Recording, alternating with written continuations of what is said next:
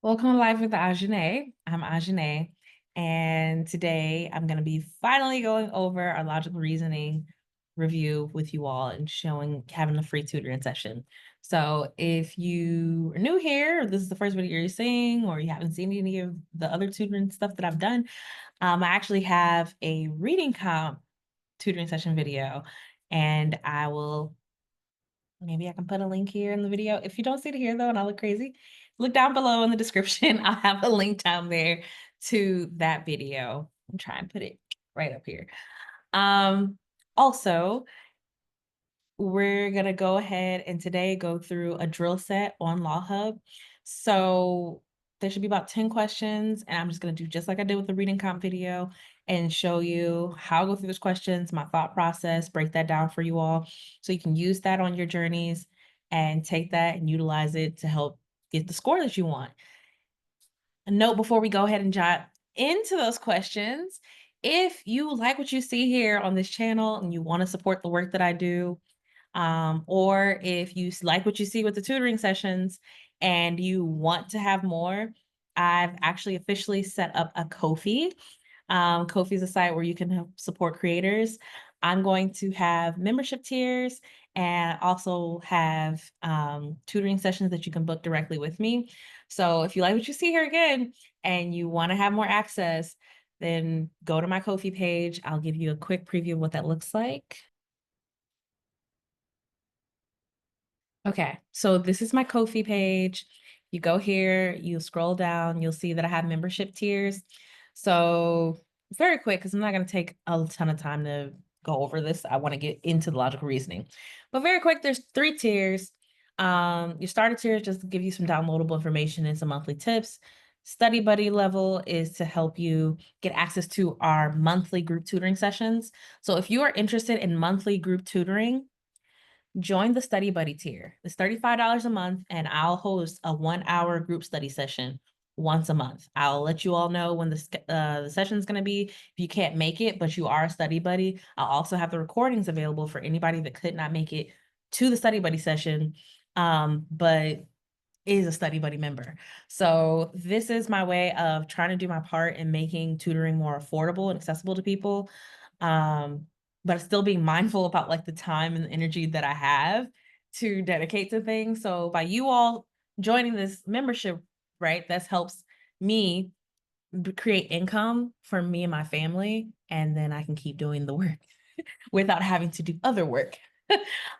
So yeah, I would love to help. And listen, if there's only 1 or 2 people, you get that much more of a VIP session. So I just say jump on in if you know that you like my teaching style and you want to work more with me. Jump right in, and then we'll go ahead and get it started. We'll have a session once a month for Study Buddy. The one-on-one tier is just so that you can have not only access to those Study Buddy monthly sessions with a group study, but you'll also get one free individual session with me. So you'll get 2 hours with me essentially once a month. And if you need anything additional on top of those things, then you can actually book those individually. And for people who don't want to really join a membership, but maybe you're interested in getting a session, if you go down to commissions, it'll show up differently for everybody here. But long story short, general commissions for non-members will be $100 an hour. So maybe you want to have a strategy session for your application, or you want to have a strategy session for your study plan or something like that. You want to go over specific questions and just break those things down one-on-one with somebody. I offer those sessions for $100 an hour for non-members. But if you're a member, and you want additional sessions, right, in addition to what you already get as a member, then you get discounts, right? So the starter gets a 20% discount, only pays $80 an hour. Study buddies only pay $60 an hour, and one-on-one members only pay $50 an hour for additional sessions on top of what you're already offered. So yes, hopefully this is something that helps some people out. If you reached out to me about tutoring, and initially, right, I couldn't have much wiggle room with my rates because I had to just come up with a clear plan for how to do this and still balance my own. I have a nonprofit consulting business, right? I have 2 kids. I'm primary caretaker at home. So I have to balance all these things in life and also manage my schedule. But this is a way in which we can both be good, I think, right? You all can get access to sessions. at an affordable rate, and I can work with people more directly. But then also, my work is being compensated. My labor is more than a labor of love. It's also compensated labor. So yeah, that's there. I'll post a link to my Ko-fi in the description below if you want to go check that out.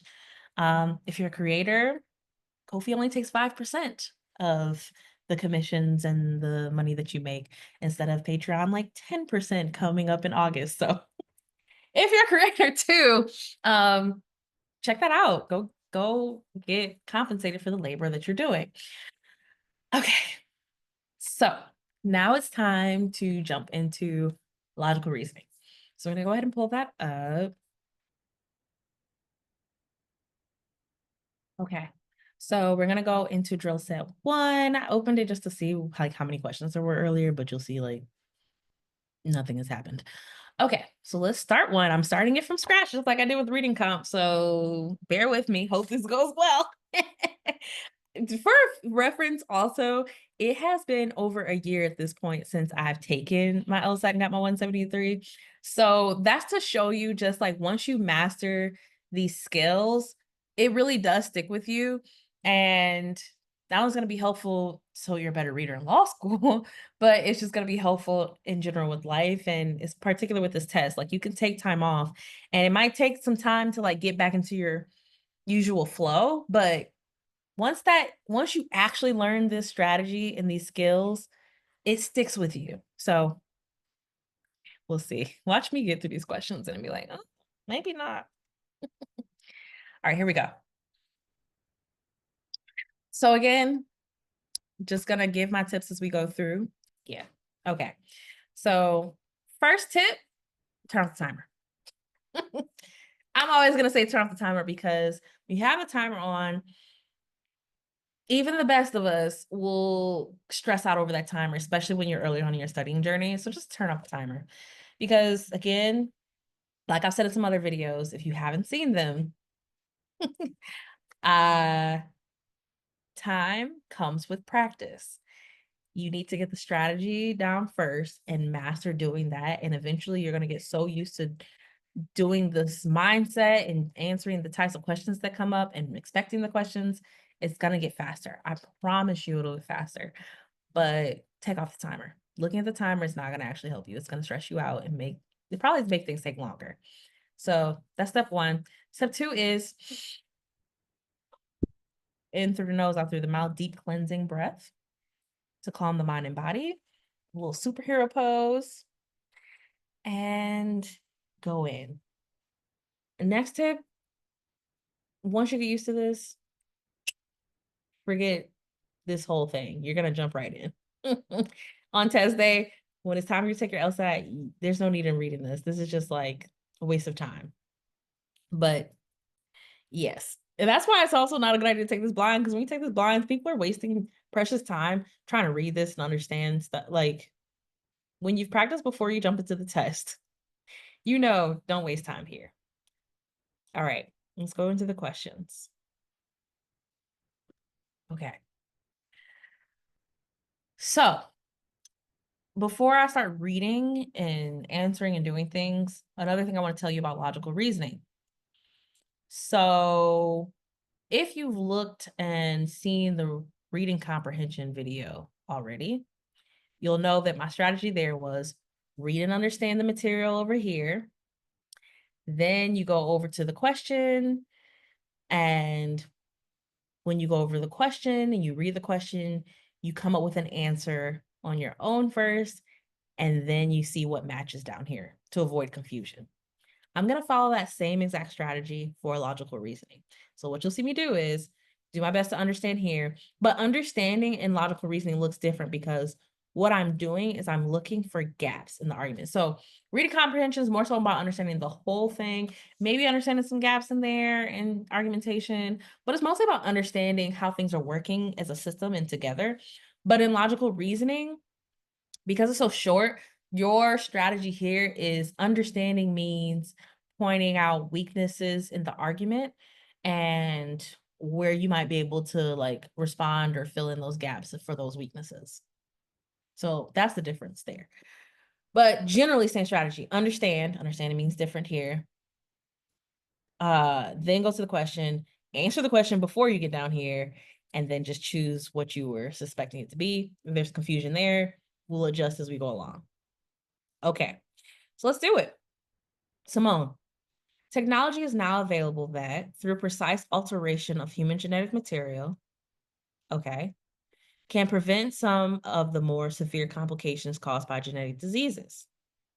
Thus, a role for medical science is to use this technology to stop these diseases before they lead to serious problems. Okay, I'm going to pause there. What was just said? Can you tell me? Okay, I'm going to tell you what I got. So far, this lady or this person named Simone is saying that we have technology available to alter human genes and it can prevent complications from genetic diseases. So we have technology to work on these diseases by manipulating the genes that they're tied to. And science should stop them, right? Science should work on this problem. Okay, cool. We should not hinder medical progress out of fear of possible abuses of it. Okay, so big argument from Simone is we have technology available to stop these complications from genetic diseases by altering the human genes. Because we have this technology, we should not be hindering progress for fear of abuses. Okay, so let's use this technology we have. Don't let the fear stop you. Don't let fear of abuse stop you. Okay. Quana, you are trading one set of problems for a considerably more dangerous set. Oh, something I want to note here. Usually when there's two people, like there's two people talking in this side of logical reasoning, they're going to be asking you to compare arguments to one another. And the comparison usually amounts to a question that says, like, what are they actually agreeing over? What are they disagreeing over? What is the root of the disagreement? Right, it's gonna be something like where you compare them to one another by means of just pinpointing, like, what exactly are we talking about? That's generally what the question is like. So that's what I'm expecting before I even read over there. But knowing that, that also like is framing how I'm even reading in this moment and trying to figure out where the gaps might be. So what I know is Simone said, right, we have the technology, don't let fear of abuses stop the progress that we can get in helping people out with these diseases. Juan is like, all right, you're trading one set of problems for considerably more dangerous set. So like we're already in tension, we're already in disagreement. Cool. If you allow the use of technology to tamper with human genetic material, only imagination sets limits to the tragedies that could ensue. Okay. So Juan is saying, all right, yes, Mo, whatever, the technology could be great, but it could also be very, very dangerous. You're talking about going and mess with the human genes, but like, and yeah, we could probably get some benefits in stopping genetic disease, but who knows what can of worms it's going to open up when you go in there and mess with human genes. Only imagination sets limits to the tragedies that could ensue. So, no. Right? Juana doesn't give an explicit no. It's just a really big point of concern, and it's implying no, right? That and no is like, should we use this technology to alter human genes to prevent disease? Simone's answer, yes. Juana's answer, no.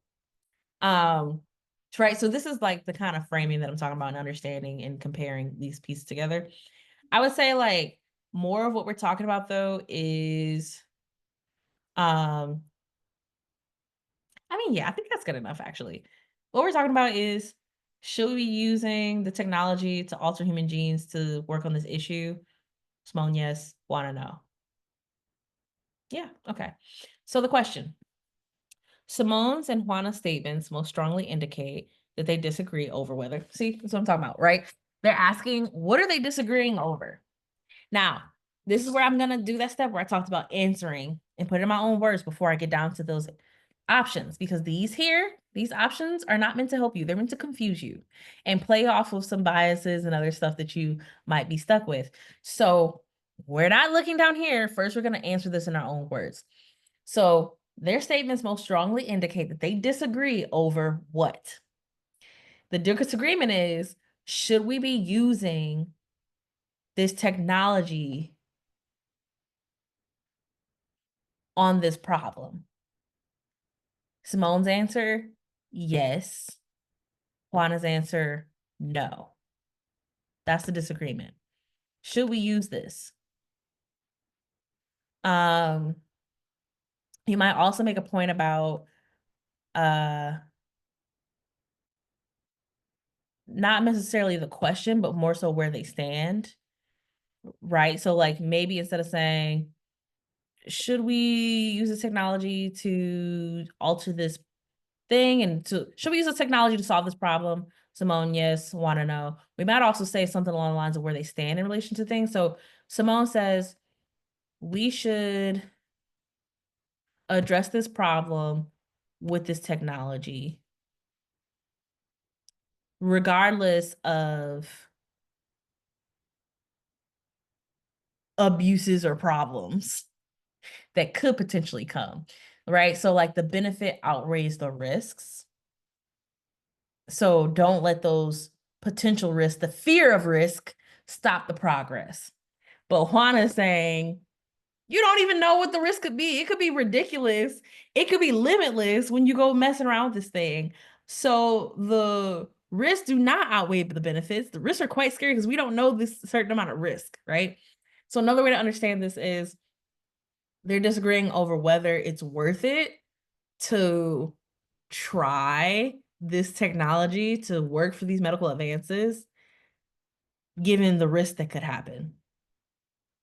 Okay. So one way of looking at this is, should we do this? Should we use this technology for this thing? One person says yes, one person says no. So should we use the technology is the disagreement. The other version, or like more specified version of this disagreement is it worth the risk to try the solution? Okay. Let's see what we get. Okay, they disagree over whether medical science should be involved in any genetic research on human beings. What? No. We just said, should we do this? Is it worth the risk? This is too much. Like, any genetic research on human beings, like it's doing too much. It's doing way too much, right? Like, we weren't doing all that. And just no one's talking about whether or not medical science should be involved in any genetic research. First of all, we're talking about a very specific type of genetic research. We're talking about altering genetic material. And like, why are we now talking about any genetic, right? So it's just wrong for a bunch of different stuff. Now we're talking about, and again, should we do this? Is it worth the risk? That's what I'm looking for. Disagree over whether genetic diseases represent a serious health problem for human beings. Nope. Should we do this? Is it worth the risk? Genetic disease represent. We're not talking about that. First of all, they both acknowledge that like what we're dealing with are problems. Of course, Simone thinks that genetic diseases are a problem. She talks about those things leading to serious problems. And then Juana, she doesn't deny that. She's actually in agreement there because she says you're trading one set of problems for a considerably more dangerous set, right? So she acknowledges that these diseases are a problem, but the other problem that could come from messing with it could be bigger, right? So that's not what we're talking about. And here's another thing. I'm breaking this down, so if anybody's stuck on these, I'm paying respect to the fact that you're stuck, and I'm explaining why they're wrong in a little more detail. But I'll tell you this, if you're studying on your own, it could be helpful to understand and explain the problems in detail. But you also might start tricking yourself and get lost about the point. If you find that you're doing this work and as you're trying to explain why the right answer is right, why the wrong answer is wrong, and practicing that methodology to strengthen your skill set, if you get lost, just take a note. Practice taking a note on what you're looking for so that you don't get as easily lost while you're trying to master this. But I want you to break the habit of taking that note eventually. I don't want you to rely on that because taking that time to write is wasting precious time. You should be able to mentally say, okay, I'm looking for this, and just boom, boom, boom. That's not this, right? You can clearly see this is not what I was looking for. So I should be able to just knock them out one by one and not be getting stuck here, not trying to keep explaining stuff in my head. It's just not what I'm looking for. So I know it's wrong. That's what you should be doing in optimal version of this. But as you're trying to learn, it is important to understand how things work and why things are right, why things are wrong. Because that helps you get to that point and that confidence behind what you're doing. And beyond confidence, it's like an assured confidence because like you know that you know what the right answer looks like, and you know what the wrong answers look like. So yes, practicing identifying the answer and then looking for that answer is the core skill we're doing here. But if you find yourself getting lost, maybe take a note. Alternatively, another thing you could do though, and what I might suggest you do, just do what works. But like another way you could do this is you could just practice like going with your gut and like what sounds right based on what you're expecting and knock off the stuff that sounds wrong. And then at the end, good night. At the end, maybe you could revisit and see where you got lost, if you got lost at all, and review where if it was a shaky question, you should already be marking like, oh, question one, I need to come back to that. Whether you got it right or wrong, you need to come back to it if it was a shaky question. So you can do your review there. For me personally, that's what I did when I was studying. I just would be like, once I found out my strategy of okay, I'm gonna come up with the answer, then I'm gonna look for it. What I did was I just went for it. And so it's again, instead of me explaining like I'm doing this video, but I'm doing this for y'all. But if it was just me right now, I'm like, nope, not what I'm looking for. Nope, not what I'm looking for. And I would keep doing that until I found what I was looking for. And if I got through all of them and didn't find what I was looking for, then I would slow it down and I would go over again.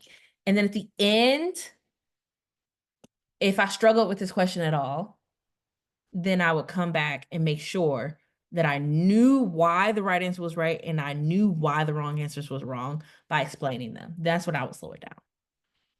So yeah, there's my little advice there. Take what's most useful for you because I just said a couple of different strategies, but it's all in alignment of getting in the right mindset. Okay, back to the explanations. Again, I'm looking for the point of disagreement that they have is should we do this? Is it worth the risk? Okay. They disagree over whether altering human genes to prevent one set of genetic diseases will only lead to the creation of a new set of genetic diseases. No. What? A new set of genetic diseases? Nobody's talking about a new set of genetic diseases. We're talking about preventing the problems from the genetic disease on the table. No. Disagree over whether altering human genetic material to stop disease will have ill effects.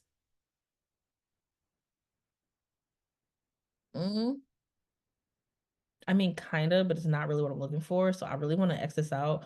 I'll hold here because it's like related to what I was talking about, but it's not really what I was looking for. How is it related? Well, I just feel like this is wrong, but I'm just gonna go on and I'll come back and explain if I find what I'm looking for. Okay, the risks involved. So they disagree over whether the risks involved in stopping disease by altering human genetic material are worth taking.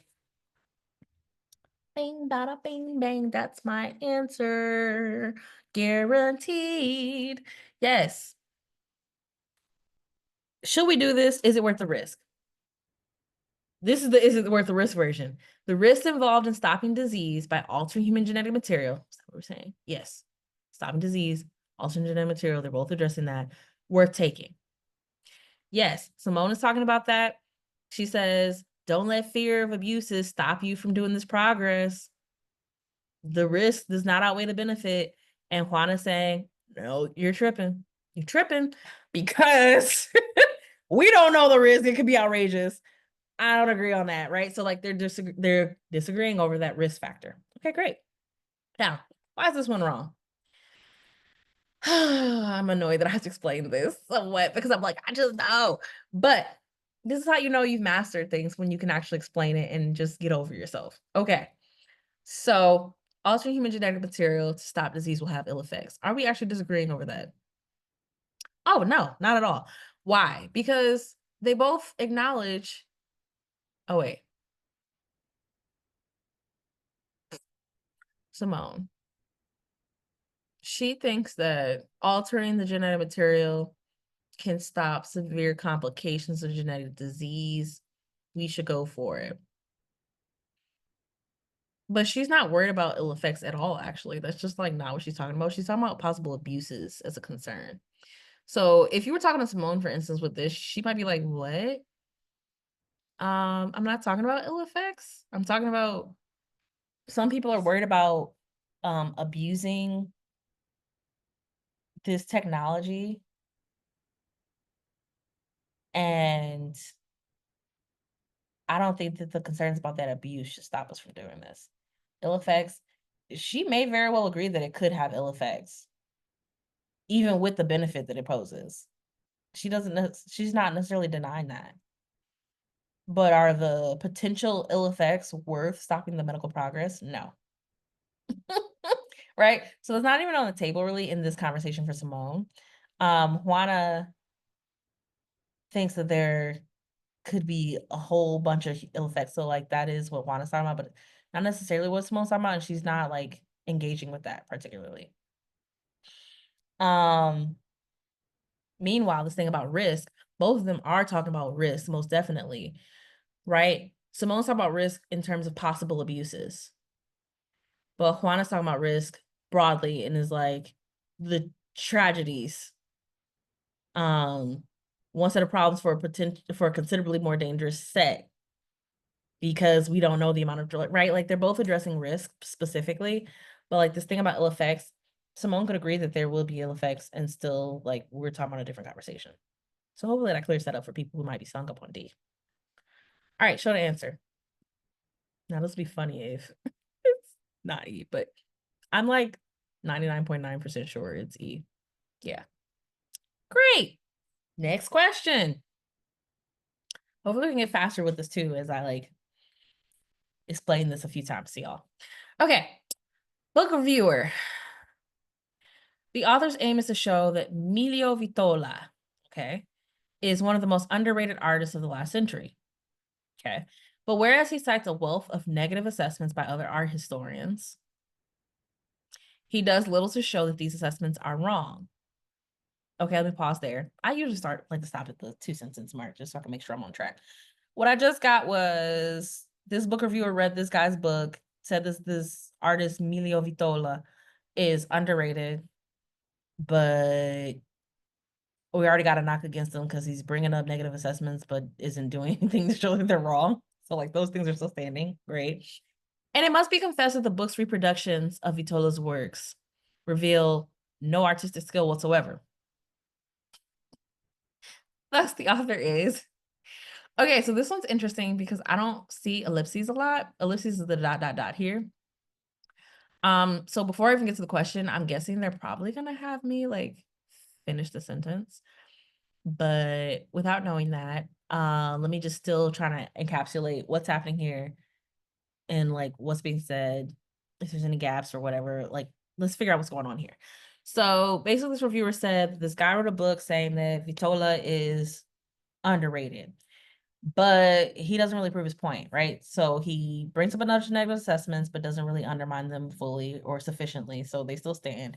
And then the reproductions of the works don't show any artistic skill. So like, how are you gonna prove that this person is underrated? How can you prove this person's really slept on when you didn't do anything to like show like, right? Like we're sleeping on this. What are we sleeping on? What are we sleeping on? What are we sleeping on? Because the negative things still stand. You didn't show any skill. Sounds like we're sleeping quite well. We're not missing anything. So yeah, I think that's good enough like conception of what's going on. If anything, the gaps are here are not from the book reviewer and what they're saying, but more so like them pointing out what this other person did wrong. I feel pretty confident like that's probably where we're gonna stick. And if I had to finish the sentence, I would say, thus the author, right, that we're talking about is failing to make their point. The author is, yeah, just like not connecting the dots, right? Like the author is slipping. But slipping here, right? Let me decode that. Means that the author is not proving this point about Vitola being most underrated. The author is failing to prove their point. Something like that. Let's see what the actual question says, though, instead of me wasting time over here. 2, which one of the following most logically completes the book reviewer's final sentence? Okay, so again, we already did the work of answering that. The author's failing to make their point about Vitola. The author is missing some stuff. Okay. I'm just say failed to make the point. See what happens. Not successful in fulfilling his intentions. I like that. I like that. Because again, the intention is to prove this point about Vitola being a most underrated artist, but he didn't do it, so he failed. That's another way of saying what I was just coming from. Let's see what the other responses are, but I'm pretty sure that's the answer. I feel so good. Okay, the author is insufficiently aware of the works of his predecessors. We wouldn't be talking about that here. Nothing we're saying is like even concerned at all about. And mind you, who is his predecessors? Are we talking about the author's predecessors or Vitola's predecessors? Whatever it is, we didn't really care because that's not what we're talking about. Unduly motivated by the desire to create. Okay, unduly. This might get some people because you're like, oh my gosh, what does unduly mean? I cannot. Even in this moment, I'm tired.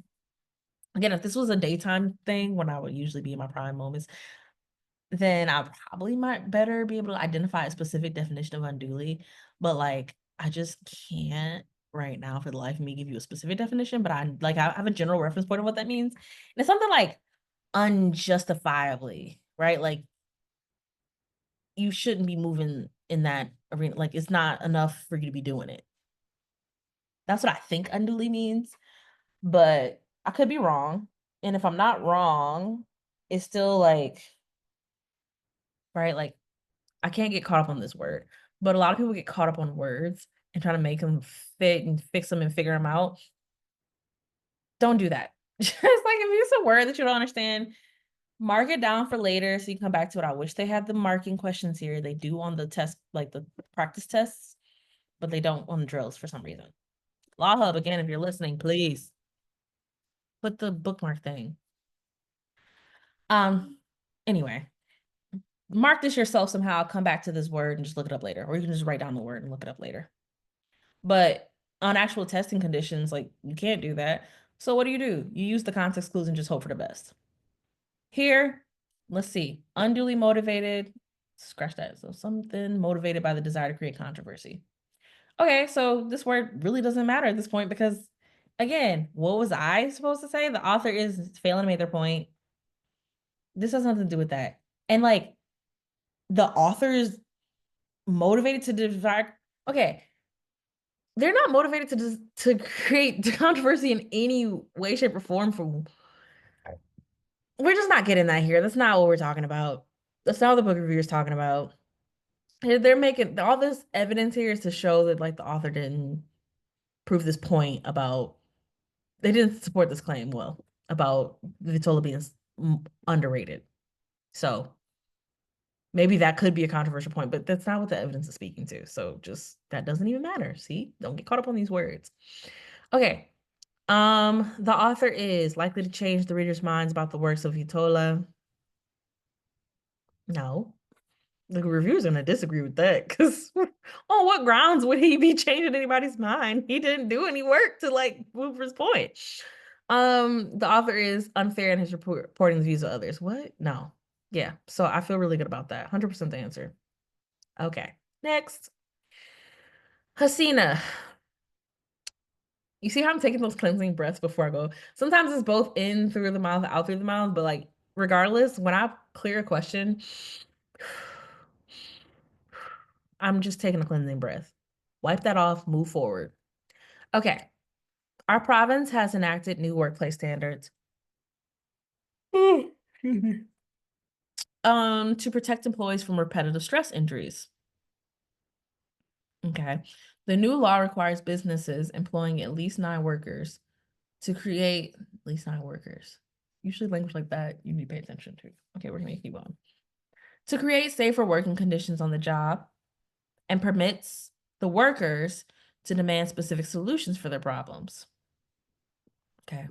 This law should be widely enforced. If it is, it will dramatically reduce the number of repetitive stress injuries in our province. Okay. There's some gaps here. So let's recap what we learned. There's a new standard, and it's actually a law, right? So let's just call it a law. There's a new law that's put in place to protect employees from repetitive stress injuries. Okay. What's a repetitive stress injury? I'm already questioning that, but let's keep going. But the law is specific to businesses with at least 9 workers, and it creates safer working conditions on the job and permits the workers to demand specific solutions, right? So like it's the law is relevant in specific type of business place, and it prevents or protects from these repetitive stress injuries by creating safer work conditions and allowing the workers to demand solutions. Okay. This law should be widely enforced.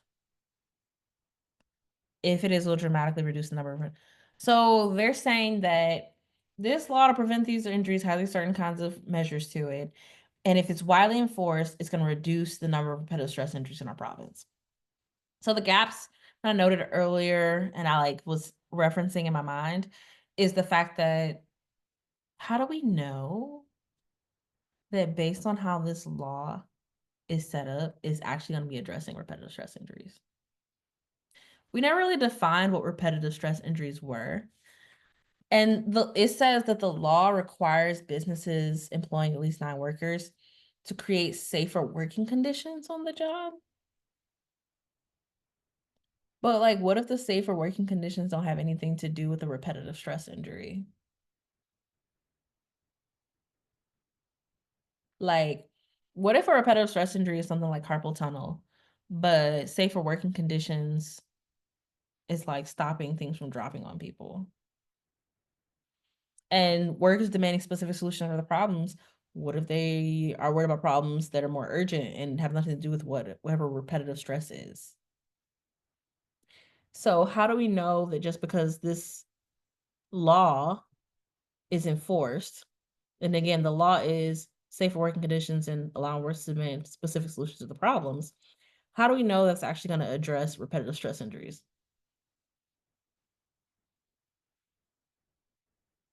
The laws, I mean, the measure of the law is supposed to do that, but is it actually doing it? Will it actually be effective? And usually with these kinds of questions, when they say oh, this is gonna do this definitely, the question is it? So I'm trying to figure out the is it. Um, and note the 9 workers thing. Sometimes what you'll note is that the gap might be here. Because if the law requires businesses employing at least 9 workers to create those conditions, if the law only applies to places with at least 9 workers, let me reread this so that I make sure. The new law requires businesses employing at least 9 workers to create sober conditions on the job and permits the workers to. Yeah. So this law is only relevant to places that have at least 9 workers. What if repetitive stress injuries are happening in places with 8 or less workers? And then places with 9 or more workers it's not they're not dealing with repetitive stress injuries. They're dealing with something else. Again, I know that this was put in place to try and protect employees from repetitive stress injuries, but what if it's not addressing the repetitive stress injuries? And it could either not be addressing the repetitive stress injuries from the things that it's requiring people to report on, or it could be who it's relevant to, right? So in terms of the things that it's requiring people to report on, maybe they're not addressing actual repetitive stress injuries. Or it could be that this thing is only relevant to places where the injuries aren't happening in the first place. Okay, so those are the gaps. Let's see what the question has to do with. Which one of the following, if true, most supports the claim made in the last sentence of Hasina's argument? Oh, okay. So they're asking us to fix this, right? So I just like noted the gaps here. The gaps are like, what if the protocols don't actually work on repetitive stress injuries? Or what if the places that it's applicable to aren't where the repetitive stress injuries are happening? So to fix that, we would, and like the claim in the last sentence of the argument is like the main point of the argument, right? If this law is enacted, if this law is widely enforced, let me be clear. If this law is widely enforced, it will dramatically reduce the number of repetitive stress injuries in our province. So if we have anything that fills the gaps about the protocols actually addressing repetitive stress injuries and the locations being relevant with them being 9 places or more, then that'll be the answer that we're looking for. Hopefully that's like that's tracking and it's clear to you all. If anybody's like having a problem with understanding this still, you can try and like pause this now, go back, hear it again. But if you're just not getting it, just leave a comment and I'll like try and slow it down. But I think I broke that down pretty well. You'll be the judge of that and tell me. Okay, so that's what I'm looking for. I'm looking for something that would help me resolve those issues. So when I say if true most supports the claim made in the last sentence, I'm going to be looking for things that help answer those two issues I brought up. Okay, so let's answer the problem about one of those two issues. And hopefully that's like all I need to worry about. I'm not missing something else, but we'll see. Okay, I'm looking for something to answer relevant locations actually dealing with stress injuries. Cool. Okay. Most people in the province who experience repetitive stress injuries work for businesses that have at least 9 employees.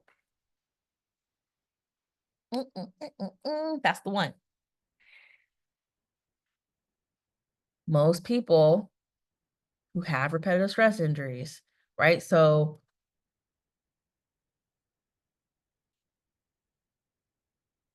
okay, cool. Yeah. If most of our repetitive stress injuries, and that's the thing we're trying to address. So if most of them are in businesses that have at least 9 employees, then that's addressing the relevant location factor. Now, what would make this even better is if, again, we knew that these two protocols of like safer working conditions and workers demanding the solution to their problems would be specifically catering to those stress injuries. Because I still question,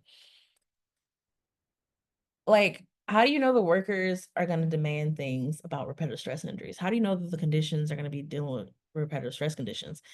And like, even if most of the repetitive stress injuries are like among people who work for businesses that have at least 9 employees, how do we know that these protocols are actually going to get rid of repetitive stress injuries? So I would love to see something about that. I feel like that's stronger, but this at least handles the other one. So I'll like tap this, leave it open, and we'll keep looking. Recently, public awareness of repetitive stress injuries has greatly increased. Oh, this also means I can stop saying like relevant to at least 9 employees, because now I'm thinking that's, I just marked that. But now I'm only looking for a stronger version, which would be, right? Again, the argument in the last sentence is wide enforcement means dramatically reducing repetitive stress injuries. So I'm now looking for the things in this law are specifically catered to repetitive stress injuries. That's the only thing that's stronger in my mind. Let's see. Recently, public awareness of repetitive stress injuries has greatly increased, and consequently, the incidence of repetitive stress injury is already going down. We don't care about public awareness. What would make this true? What would support this claim is if we knew that the repetitive stress injuries were going to be addressed. Public awareness actually undermines this because public awareness itself would be reducing the stress injuries. Not, you wouldn't have to worry about enforcing this law. Cross it. Measures are now being taken that will guarantee the wide dissemination of information about this law. Okay. As well as its consistent enforcement.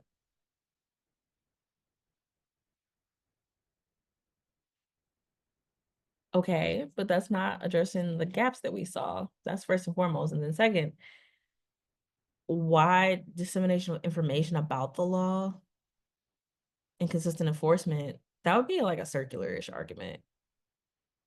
Circular. I don't know. The problem I'm seeing here is like, you're just saying, okay, the argument here is saying wide enforcement means reducing repetitive stress injuries. And the support here would be, yeah, well, we would have more enforcement. Yeah, but you said wide enforcement would reduce the repetitive stress injuries. You're just restating that wide enforcement is going to help, but like that didn't address the gap that I saw. This thing does. Most of the injuries are in places that have at least 9 employees. It would also be the fact that, oh, when you do these specific things, those reduce repetitive stress injuries, but this has nothing to do with that. Crossing. Okay. Some of the largest businesses in the province have already voluntarily instituted standards similar to those of the new law. Undermines the argument. Again, if people are already doing the standards, then why do we care about enforcement? You don't need to enforce if they're already doing it. Cross it. The new law also contains measures that will increase the likelihood, okay, that people suffering from repetitive stress injuries will report those injuries to their employers and public health officials. Okay. I still don't like it. It was almost what I was looking for, but it's not. So here's the problem. I'm looking for, we know that this law will actually address repetitive stress injuries. But here's the problem. This says the law contains measures. So there's some other stuff that we didn't talk about here. Great. It'll increase the likelihood that people will report the injuries.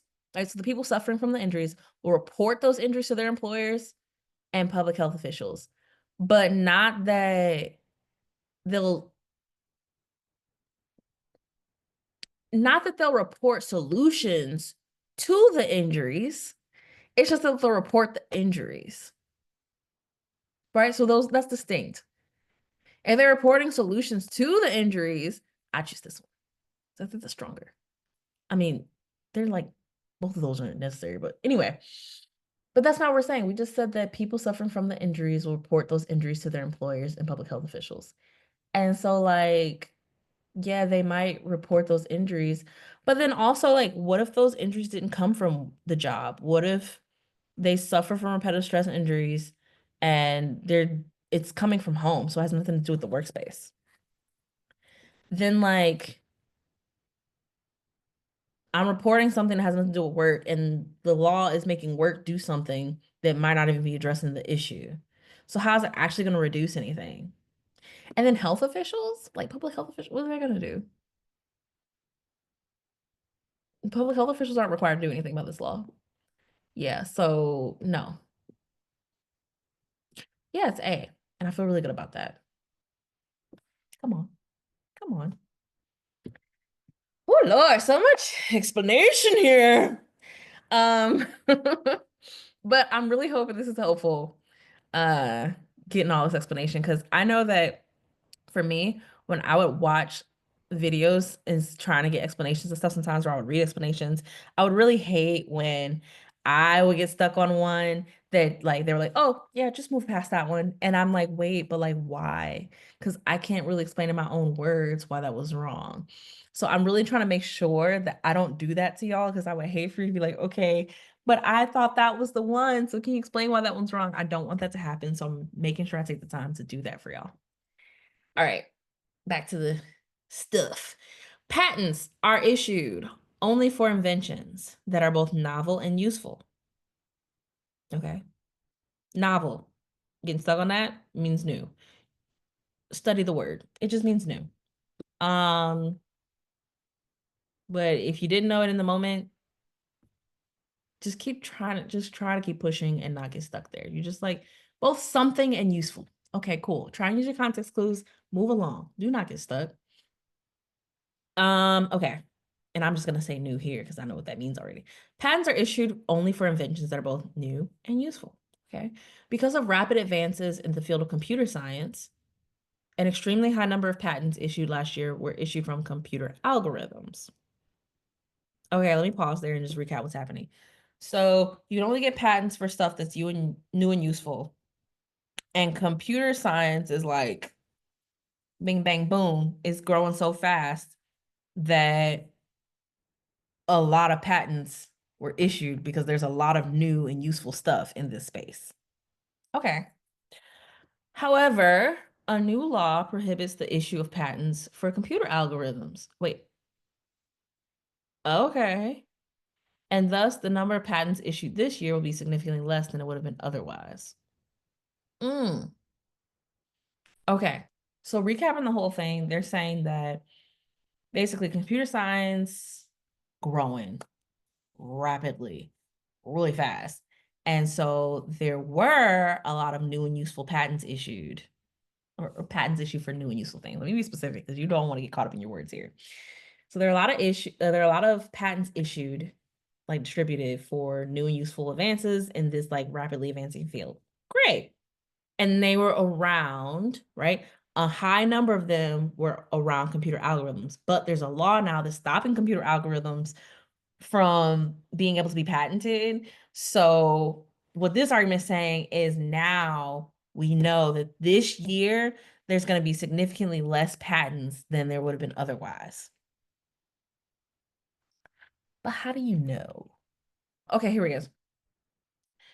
How do you know? So last year when they issued this, when they were issuing all those patents, what if those were all the patents that needed to be issued? Like, right? Like, what if this upcoming year that we're talking about, people weren't even going to apply in the first place?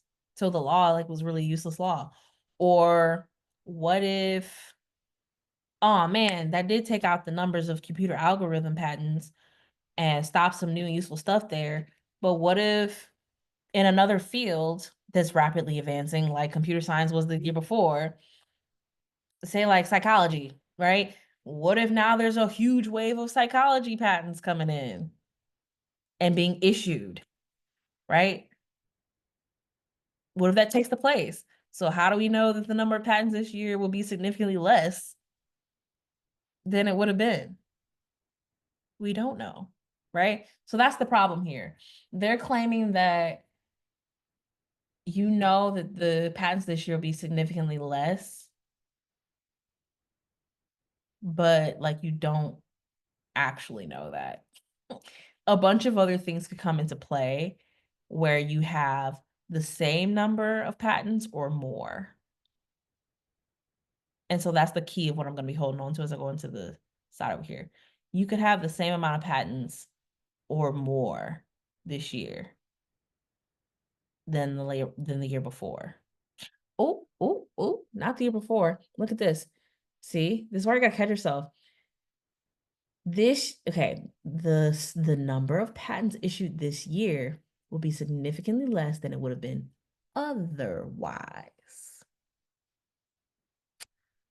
Not last year. They gave me with the last year up here. We're talking about otherwise. So we're focused on what are the numbers going to look like this year compared to itself. Like if they didn't pass the law, the numbers would have looked like one thing. But now they passed the law, the numbers are going to look like this thing. All in this year. Okay. Which one of the following is an assumption on which the argument depends? Again, okay. Okay. Let me back up because I think I moved quick from one thing to the other when I explained that gap. So the gap here in this argument is that we don't actually know that the number will be significantly less than it would have been otherwise. It could be the same, it could be more for a bunch of other factors. So this argument is depending on an assumption, right? You can flip this and think, how do we describe the move they're making here, the jump they're making here? How do we describe this assumption, this being like what's being implied here to like make this claim, this conclusion that, yeah, they're going to be less than there would have been otherwise? Well, the assumption is that for these patents, we know that nothing else is going to take their place, right? Like, to be able to say the number of patents issued this year will be significantly less than it would have been otherwise, you would have to know that nothing else is going to fill in that gap. That computer algorithm patents are the only way you would have reached those numbers, right? It wouldn't be another level of patents in another field. Nothing else is going to fill that gap. So that's like the assumption that I'm working on is computer algorithms, the only thing that, like, computer algorithm patents are the only thing that could put us at that number. Okay. Were it not for the new law, some computer algorithms would receive patents this year. Oh,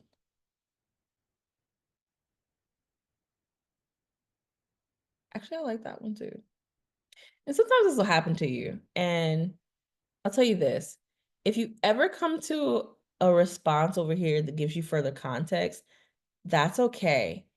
But if you think it's giving further context, sometimes they trick you over here. So that's why I'm telling you, you need to come with your own stuff. First step is don't forget what you were going to say. What I was going to say and look for was nothing else is going to take the place of computer algorithm patents. But this actually makes sense to me too. So what I'm going to do now is I'm going to take this thought and come back over here. I'm not going to read anything else. I'm just going to make sure that it actually makes sense before I move on. And if it does make sense, I'll keep it open as I look through the other options, but also keep an eye out for what I was looking for. So this is saying, if it was not for the new law, some computer algorithms would receive patents this year. The reason I like this is because you got to break down what it's saying. So they're saying that the problem is, okay, now that this law is stopping computer algorithm patents, then we know there's going to be less patents this year.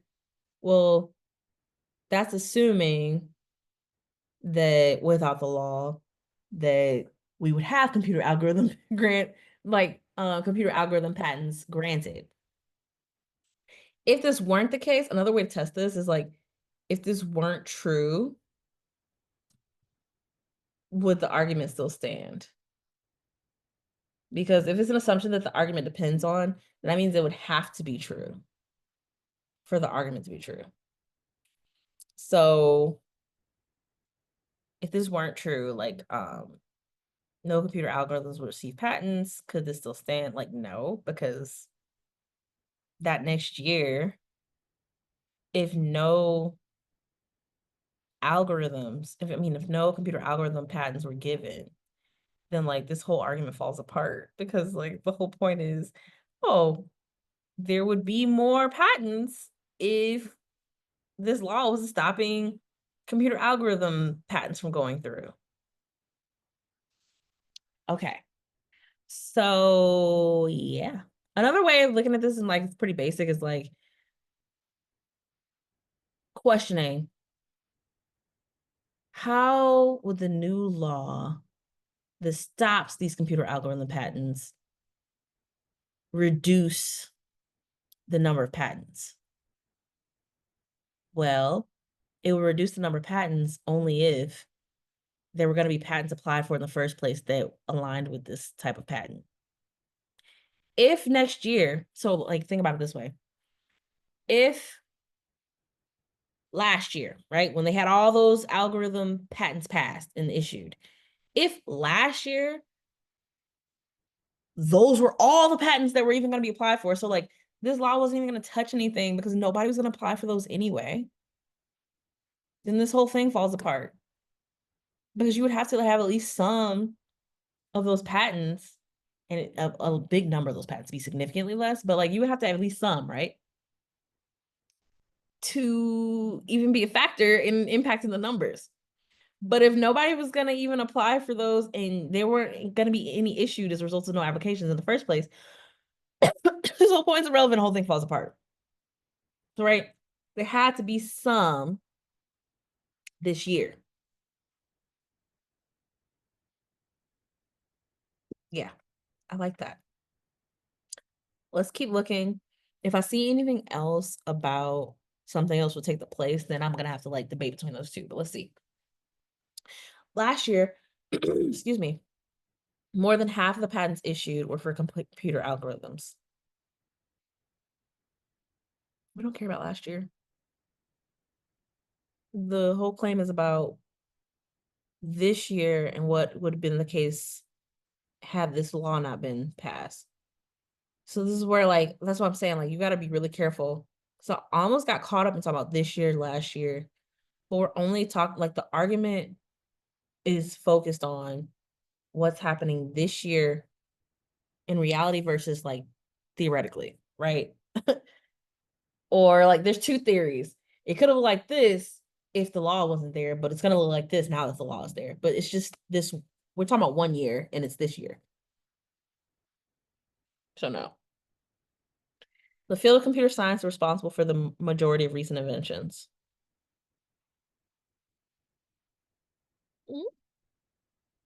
What did this have to do with what I talked about in filling a gap? It doesn't. But then aside from that, this is also wrong because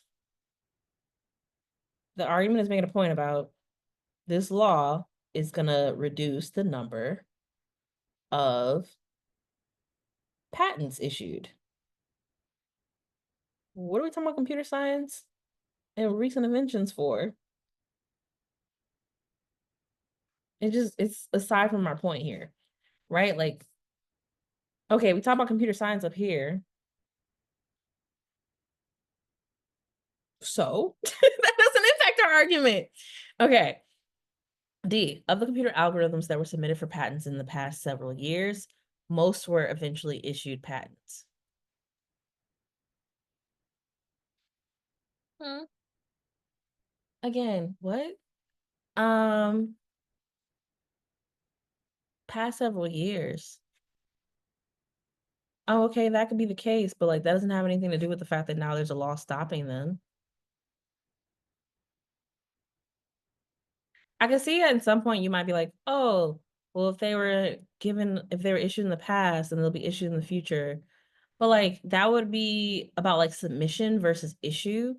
And like we weren't talking about submission. Like that wasn't ever like a concern in this argument.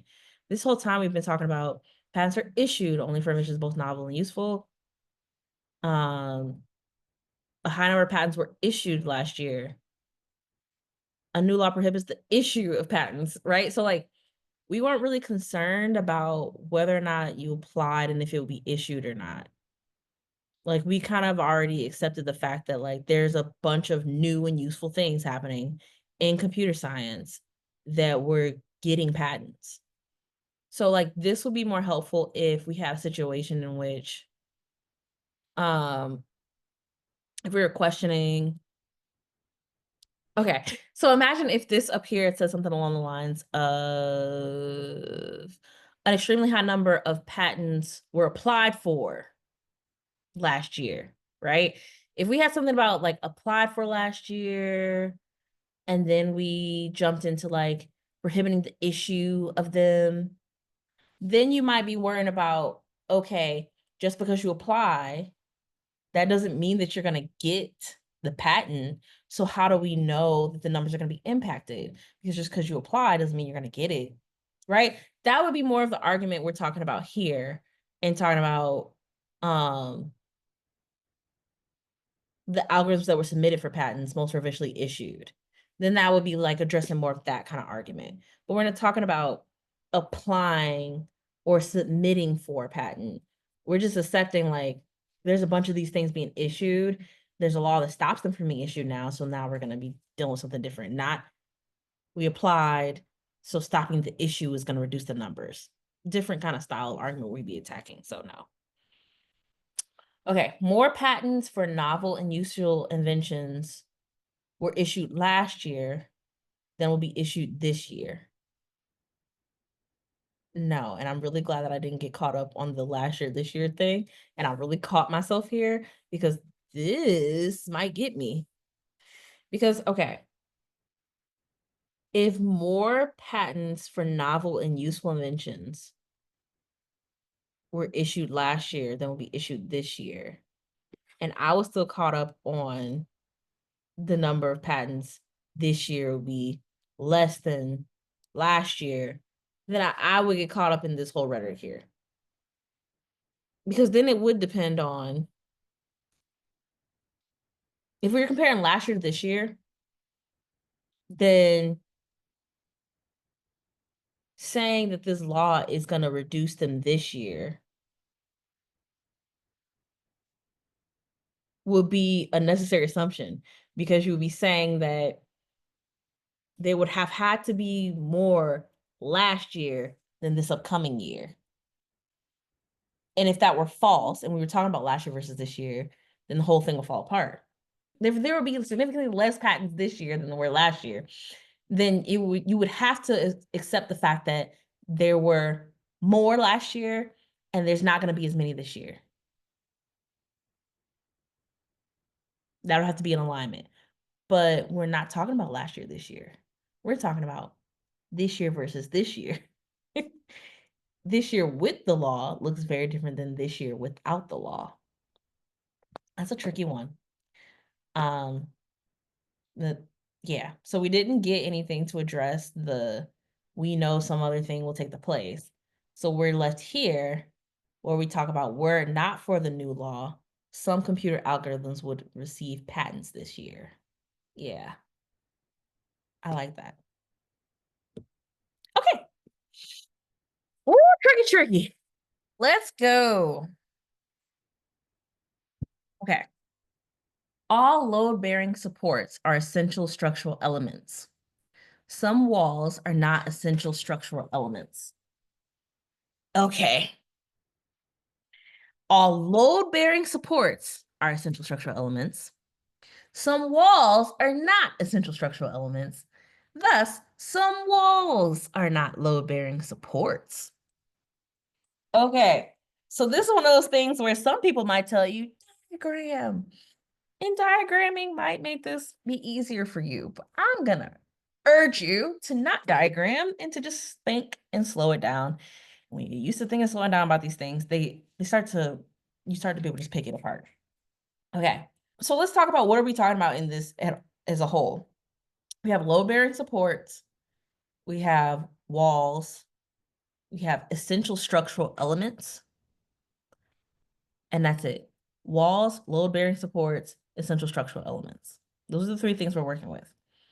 Okay, so I'm gonna try and picture those things in my mind to get a clear picture.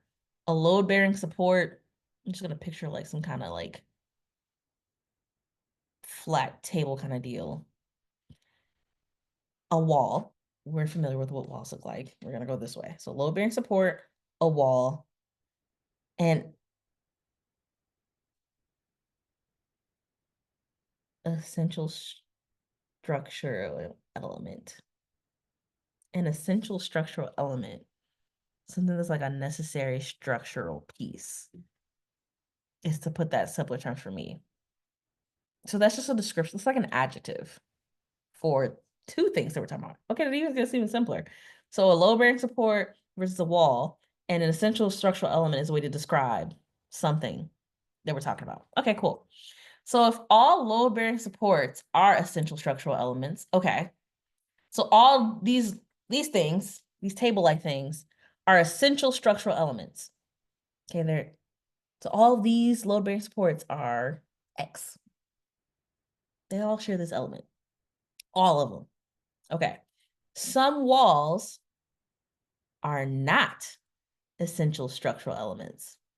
So if all of these have to be essential structural elements and some of these are not essential structural elements, what I can tell you already before saying anything else is that not all walls are load-bearing supports, because all load-bearing supports have to be essential structural elements, and some of these over here are not that. So then the ones that are not essential structural elements, the walls that are not essential structural elements cannot be load-bearing supports, because all load-bearing supports are essential structural elements.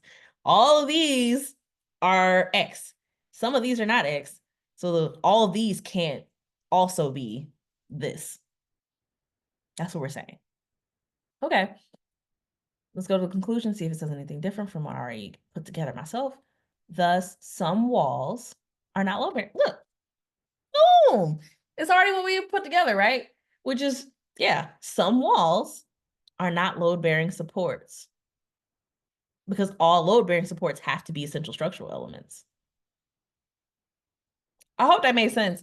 And this is why you don't have to diagram. You just got to slow it down and break it down. Not all of them will be like, I think this was a fairly simple one, actually. Not all of them will be this simple. But again, when you get used to breaking these things down, and mind you, again, did I mention this earlier? I'm a year removed from this. I have not really done like particular questions and question sets in over a year. Just slow it down. And I promise you, if I were like gonna have to take the test, I get the LSAT again, and then like another 2 months, I would give myself 2 months coming off of this. If I had to go back over this again and study, especially with no games, there's no games. My God.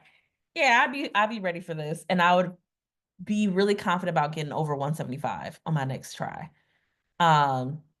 If I just practice these daily for at least an hour a day, this and reading comp, I would feel really solid about that. Anyway, now I just talked a bunch. Do you remember what we talked about? All load-bearing supports are essential structural elements. Some walls are not essential structural elements. So what do we know? Some of those walls can't be load-bearing supports, because all of these have to be essential structural elements. And some of these are not. That. Okay. So, question. Which one of the following is most similar in its reasoning to the argument above?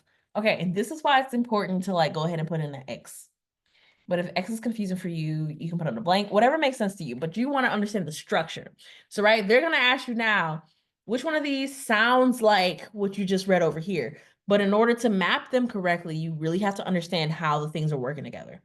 So we just said all of one thing shares this characteristic. But some of this other thing does not share that characteristic. So some of this thing can't be this thing, because all of these share that characteristic, right? All of these things are X. Some of these things are not X, so some of these things can't be these things. Okay, that's what I'm looking for. I want something that sounds like that. Okay, all items purchased in the store are returnable. Some of Pat's items are not returnable. Hence, some of Pat's items should what? You should be able to answer that yourself before you even read the rest of that. All items purchased in the store are returnable. Some of Pat's items are not returnable. So some of Pat's items were not purchased at the store. That's what you should get next. Some of Pat, oh, yeah, that should be the answer. Load-bearing supports, structural elements, items purchased at the store are returnable. Some of Pat's items, not returnable. So then some of Pat's items can't be purchased at the store. Yeah, that should be it. All right, let's see. I would still dock these off just to see if I miss something, but the rest of these are probably just gonna sound like what? Let's see. All sandstone rocks are sedimentary rocks. All sedimentary, we're already messing up because we should be addressing something else. It should be something else are not sedimentary rocks. So, and then all sedimentary rocks are formed by disposition of articles. No, just no. All officers of this group are licensed and bonded. Okay. Some people Okay, we should already be at not licensed and bonded, but we added another element. Nope. All slipcovers are protective. Okay, slipcovers, protective. Some ornamental lace items, okay, ornamental lace items, we should already be at not protective. Laid on furniture are not slipcovers. Nope. Nope. Nope. Nope. It should be not protective. And then you could say some ornamental lace items are not slipcovers. Just know. All plays are entertainment. Plays, entertainment. Some entertainment, we're already messing up. It should be some other thing is not entertainment. Therefore, this other thing, some of this other thing are not plays. And we're messing up. Okay, see, it should be A. Okay, next. Museum director. Our city's economy is heavily dependent on tourism. Most of the tourists visiting our city go to the city art museum at some time during their stay. Okay. Okay.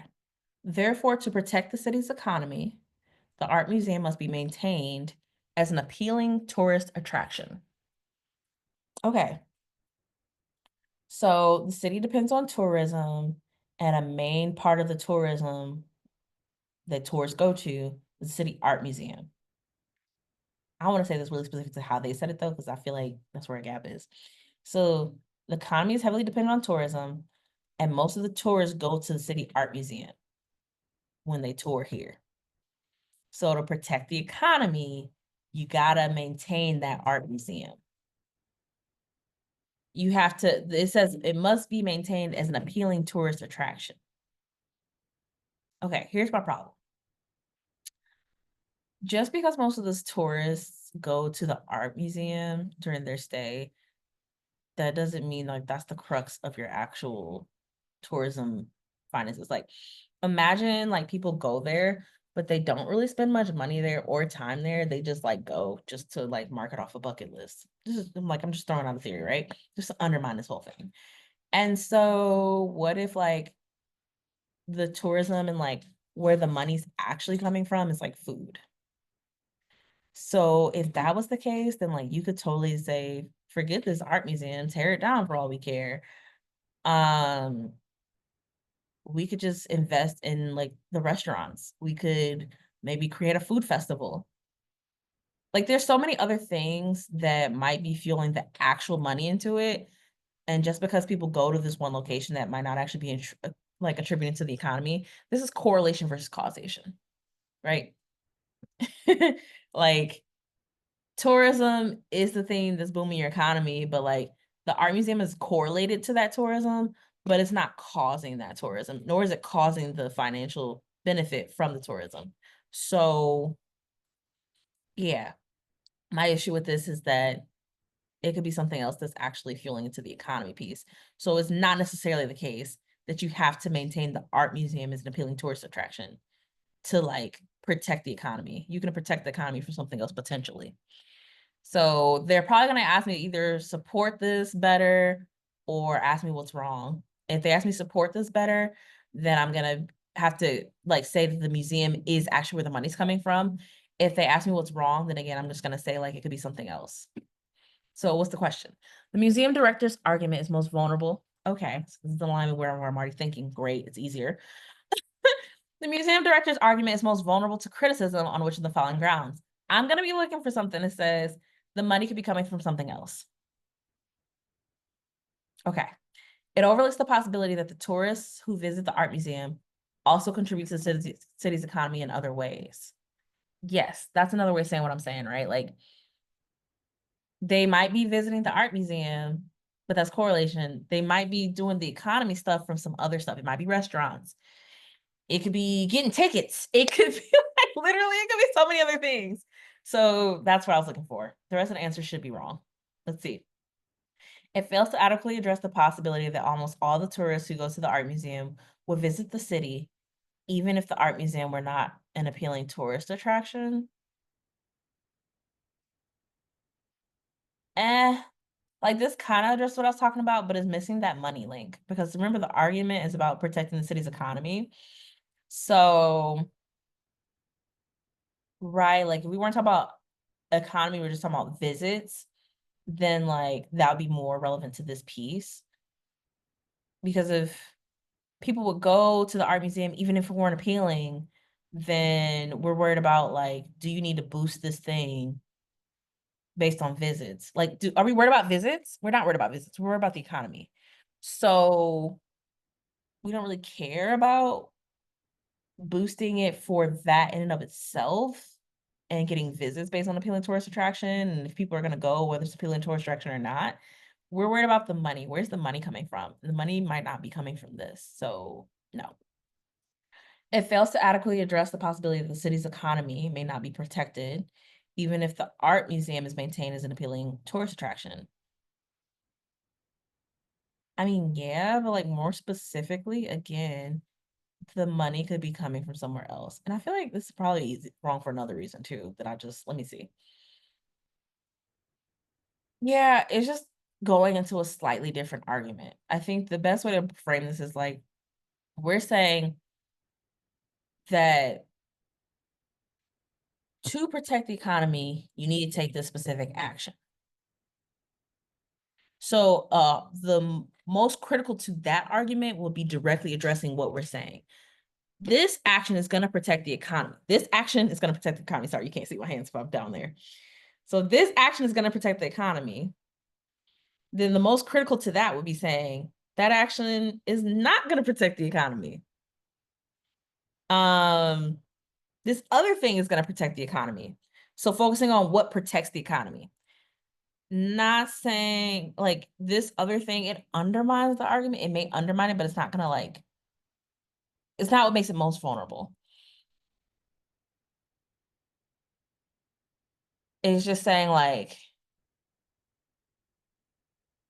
protecting the art museum. Like this would be better for an argument about the art museum is key to protecting our economy. And that's not really what the argument is saying. It's just saying like maintaining the art museum as an appealing tourist attraction will protect the city's economy. Hopefully that makes sense there too. But if nothing else, this is another reason why it helps to go into these responses with your own idea in mind of like where the vulnerabilities were. Because this is like, it's playing off of some slips you might have. And if you didn't know what you were doing, you'd be really stuck between these two probably and have to figure it out. But I feel very confident in saying this is not the answer. If I'm wrong though, it's me interested. So I'll leave it open just to even say that, because I feel like I could have more strongly shut this out, but I just, again, this is more directly addressing the argument on the table. This is taking us in a slightly different direction. That's my best way of explaining that right now. Well, I'm trying to be mindful of time in this video too. Anyway, D, it takes for granted that apart from the art museum, there is no other tourist attraction in the city to which most tourists go. Okay, so yes, it does take that for, no, it doesn't actually even take that for granted. I was gonna say, yes, it takes that for granted, but it's missing the economy piece. But it doesn't even take that for granted, because they say that most of the tourists go to this place at some time during their stay, but they're already acknowledging like people go other places. Or like at least implying it. I won't even say openly acknowledging, but like it's already implied they're going other places too. So like they're not saying people aren't going to other tourist attractions. It's just no, it's too much. It overlooks the possibility that a tourist visiting the city who does not go to the art museum contributes just as much to the city's economy on average as the one who does go to. No, we're not worried about that, because they say most of the tourists go to this place. So we don't really care about that, because there's more numbers of people going to this place than not. If they both are contributing the same on average, there's still more numbers. Zoom settings with Apple products. There's still more numbers and more money coming from the art museum piece. So that's no. Okay, I'm gonna stick with what I got.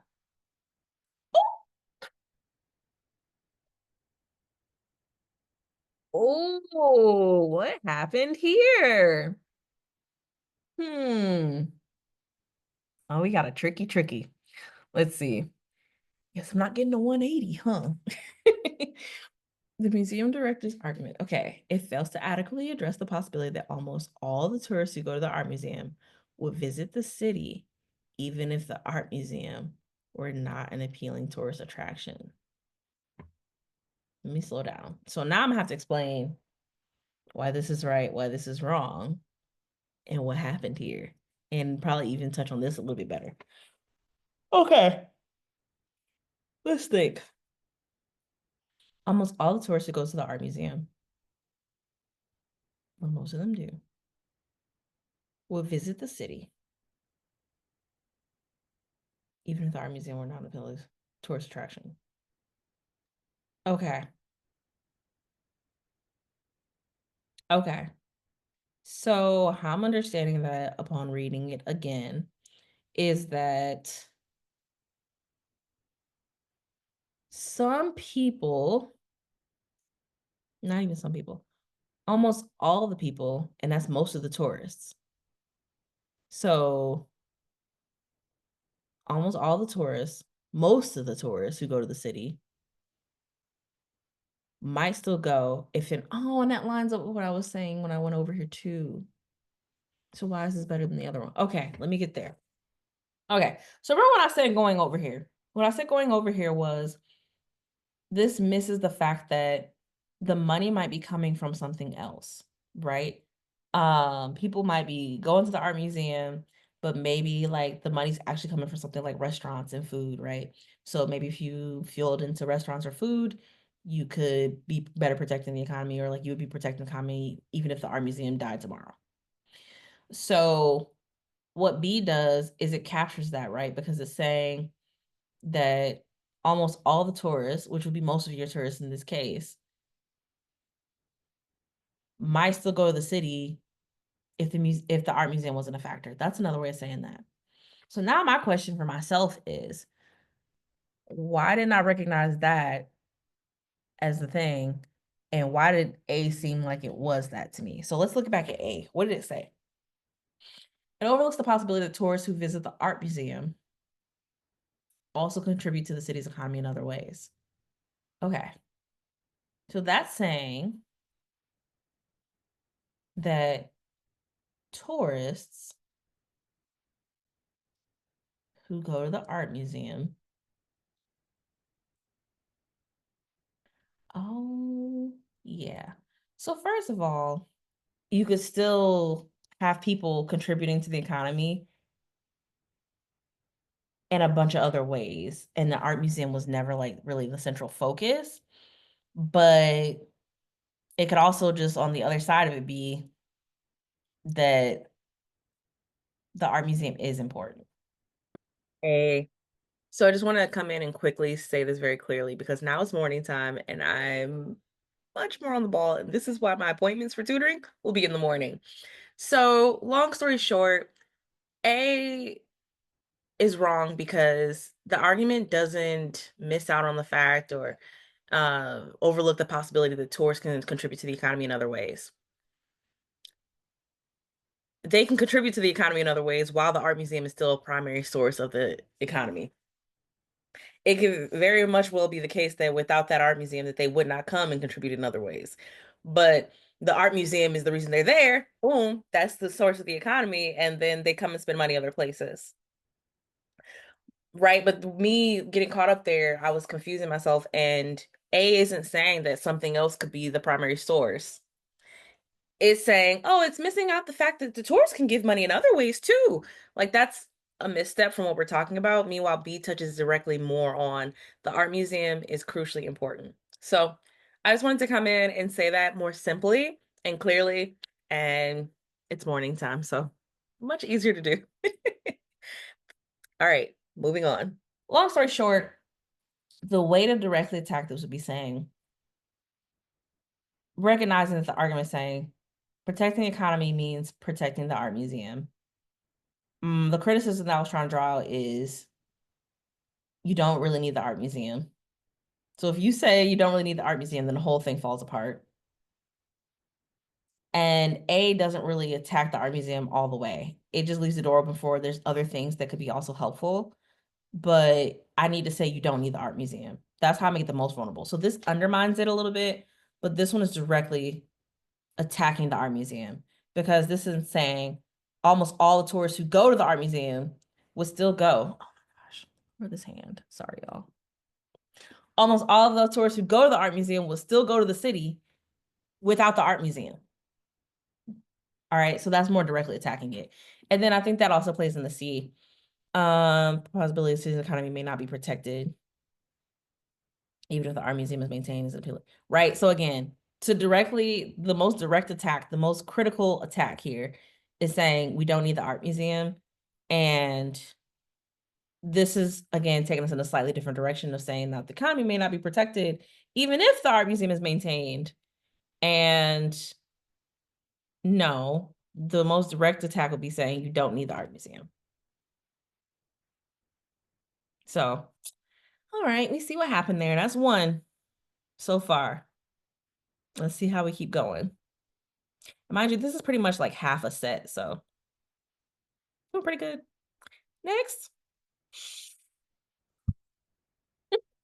Oh, also, if it's not clear, when you go through these questions, don't do as I'm doing in this video and check every one as you go.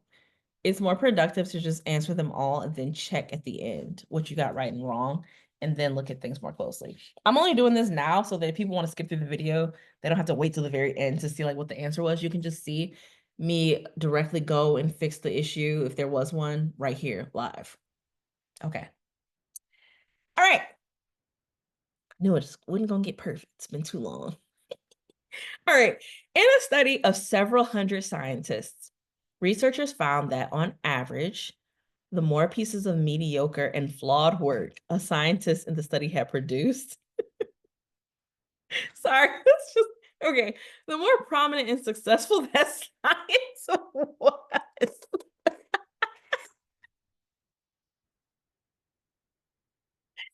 Okay. So the more basic and, and wrong your work is, the more popular you get. Mediocrity. Oh man. All right. Mediocrity and flawed work wins the day. It's more successful, it's more prominent. Is there anything I want to pull out of that? I don't know. Like, I just feel like I have a really solid understanding of that relationship, right? So with the more mediocrity, the more flaws you have, the more popular it is as well.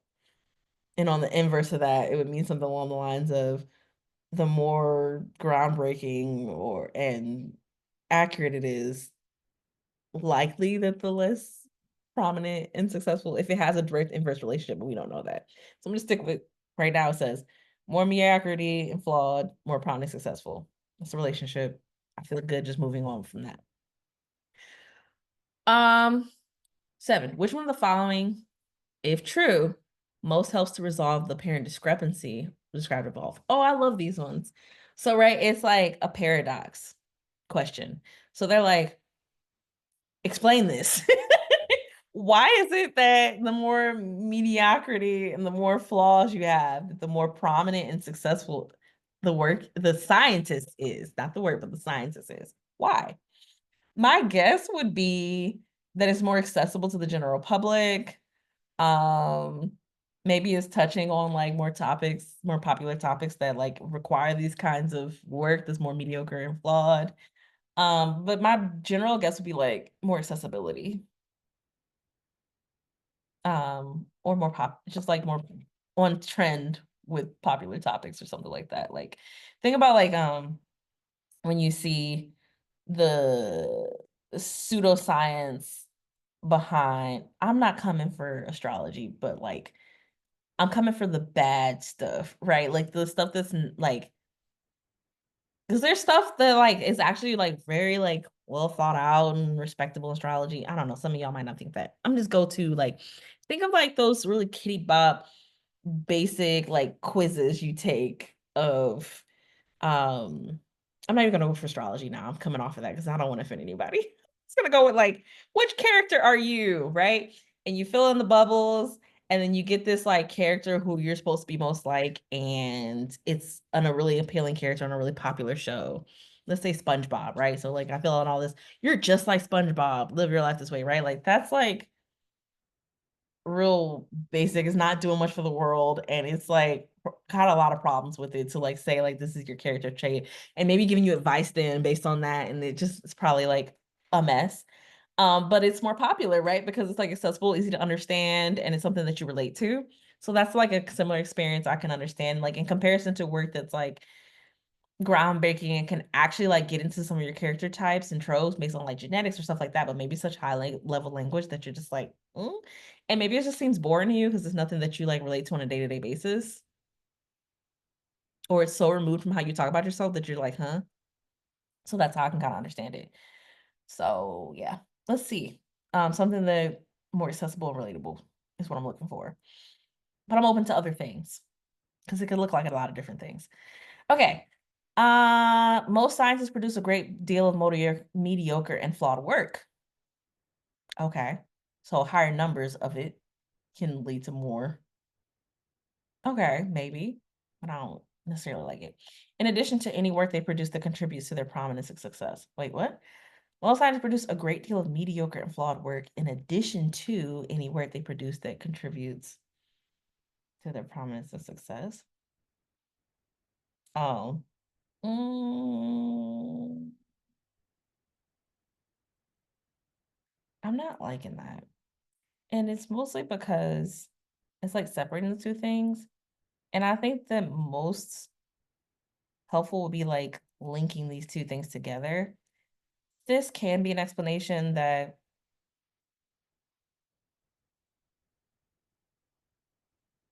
most scientists who are do work that okay, so like the prominence of success work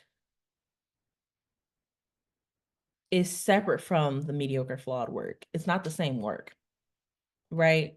But they have like a bunch of the mediocre flawed stuff in addition to this other stuff, so they might be popular and just have more numbers of these. And this was a correlational relationship. Remember, like I said, as this goes up, but it didn't say it was causational. So this could work.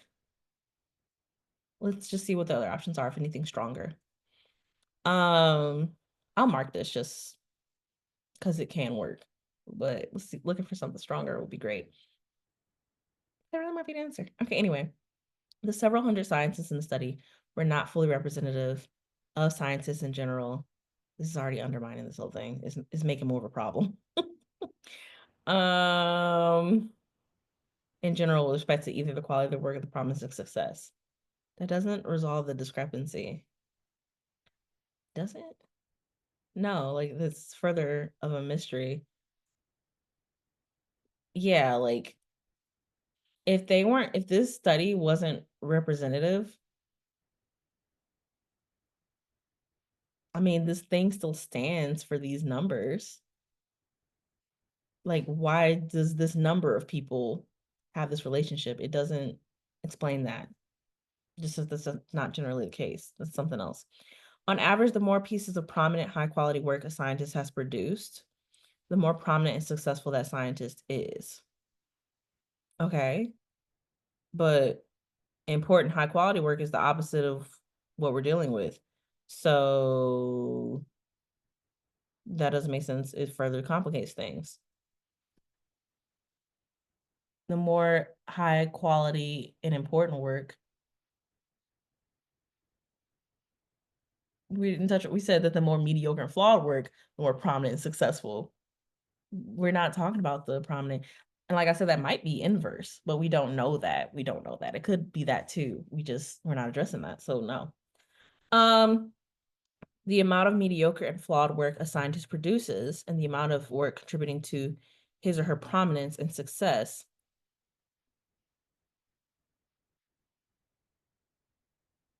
Okay. Both tend to increase with the total amount of work he or she produces. Just restate what we said. mediocre flawed work produces prominent success. Both tend to increase with total amount of work.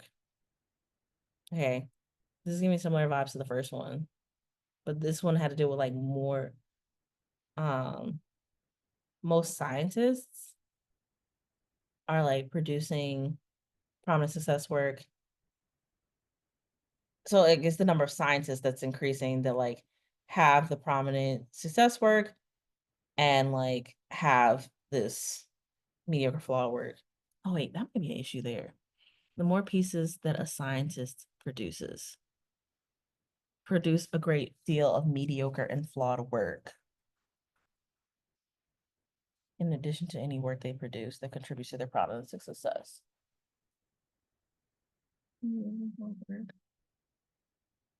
Mediocrity goes up, prominent success goes up. This says great deal of mediocre and flawed work in addition to any work they produce. Yeah, actually, I don't like this one either when I think about it more, because the argument is like relational over here and saying the more mediocrity and flawed work, the more prominent and successful. So as this goes up, this tends to go up too. But this one is saying like there's work that they produce that contributes to prominence and success. And there's a great deal of the mediocre and flawed work along with that. But like, do they have to go together? I guess I'm just not liking it now. This one, amount of mediocre and flawed work a science produces and the amount of work contributing to their promise of success both tend to increase with the total amount of work they produce. Okay, I'm gonna keep that open for now and I'll come back. Let me see if I can knock this out. For a scientist to be prominent and successful, an unusually large proportion of that scientist's work must be superior to the quality of most scientists' work. No, that's even more of a mystery because, yeah, these people are winning.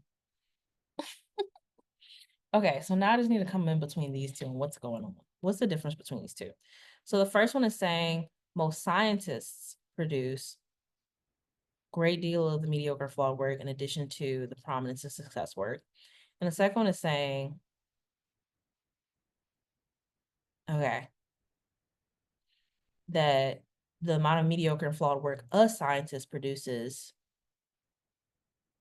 and the work contributing to the prominent success both tend to increase with the number that they produce.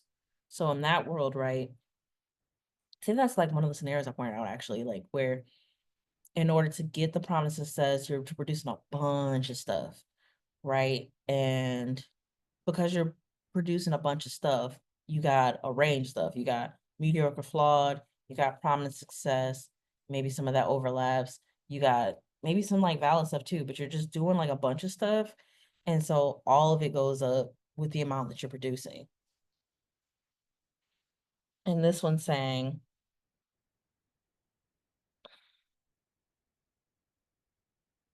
you got your prominence and success work. I think D is stronger because it's like tying this together in a more clear way. So D is saying that, and it's one of the things I pointed out. I said, like, maybe you got to have a bunch of hits to like actually get the promised success, and you got a bunch of junk, you got a bunch of other stuff. That's in alignment with where I was coming from. And it makes sense to me, right? Like, the scientist,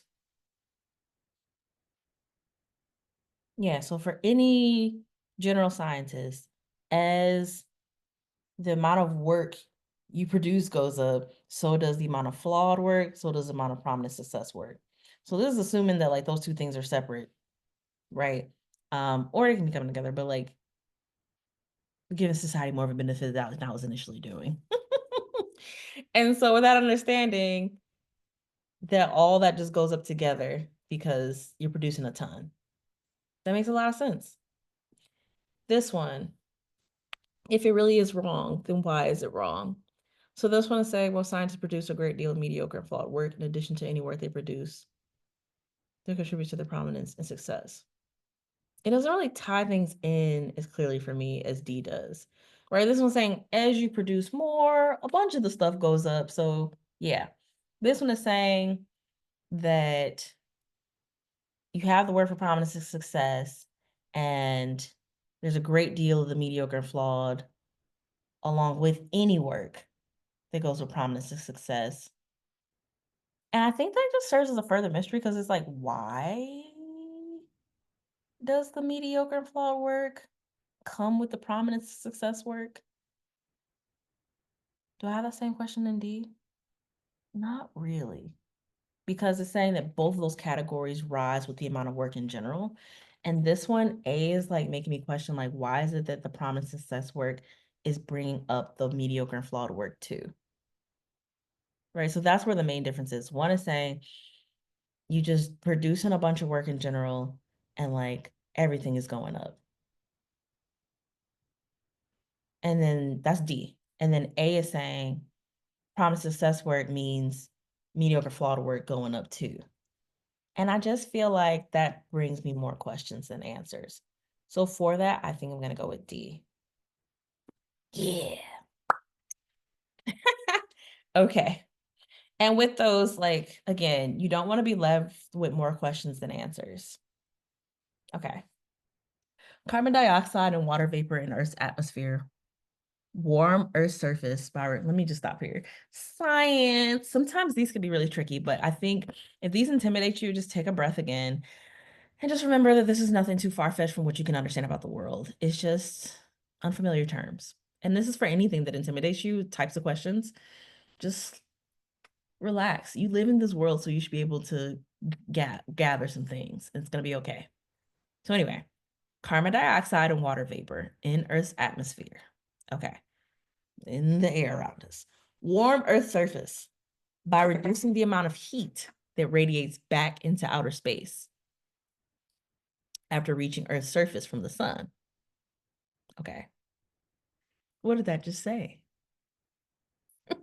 So carbon dioxide and water vapor are in our air, and together those warm, well, not necessarily together. It just says that it's given that carbon dioxide, water vapor warm the surface. So the air and the vapors and the carbon dioxide warm the surface.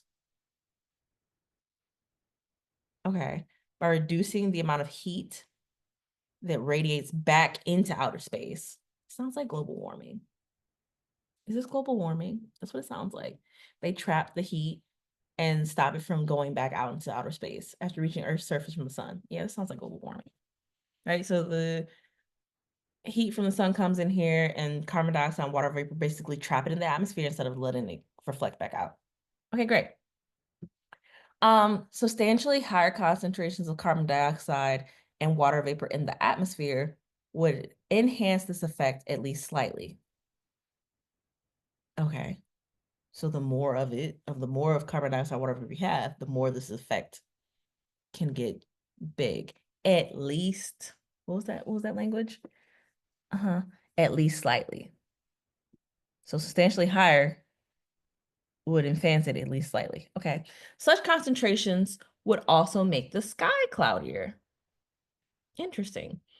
Which would significantly reduce the overall amount of heat reaching Earth's surface from the sun. Interesting. Okay. So more carbon dioxide and water vapor in the atmosphere heat the surface. And the more of it, the more of the carbon dioxide and water vapor, we can get more of this heat effect. However, on the other hand, the more carbon dioxide, water vapor you have also produces cloudier skies, which stop from that heat coming in the first place. So that's interesting. Like they have a counter effect. So the question is like, will it change anything? Right? Because like if it exists in the atmosphere, keeps things warmer, and the more of it, it can increase it at least slightly. But as there's more of it, there's more clouds. This stops the penetration of in the first place. Because the whole point is the penetration of sun's coming in and warming things, and the carbon dioxide and water vapor is trapping it. But this existing creates clouds that stop as much of this from coming in the first place. So like, how do these work together? How do they counteract? Do they just like mute each other out? These are the questions I'm left with. Let's go to the question. Which one of the following is most strongly supported by the information above? Okay, so for this, I don't think there's really an answer you can have because you're going to have to look at each option and see what's best supported. But the best way to prepare yourself before you go into the responses is to really understand that relationship. So really understand, like I was just saying, like we have carbon dioxide and water vapor. When the heat comes in from outer space, they trap some of that heat and warm the surface. But at the same time, they also create clouds that stop as much of this coming in the first place. So what's going on? Understand that relationship and understanding that they might mute each other out, might not be that big of a deal. Something like that might be something that we're coming out with. Okay, let's go into the options. Substantially higher concentrations of carbon dioxide and water vapor in Earth's atmosphere would reduce the overall amount of heat that radiates back into outer space after reaching Earth's surface from the sun.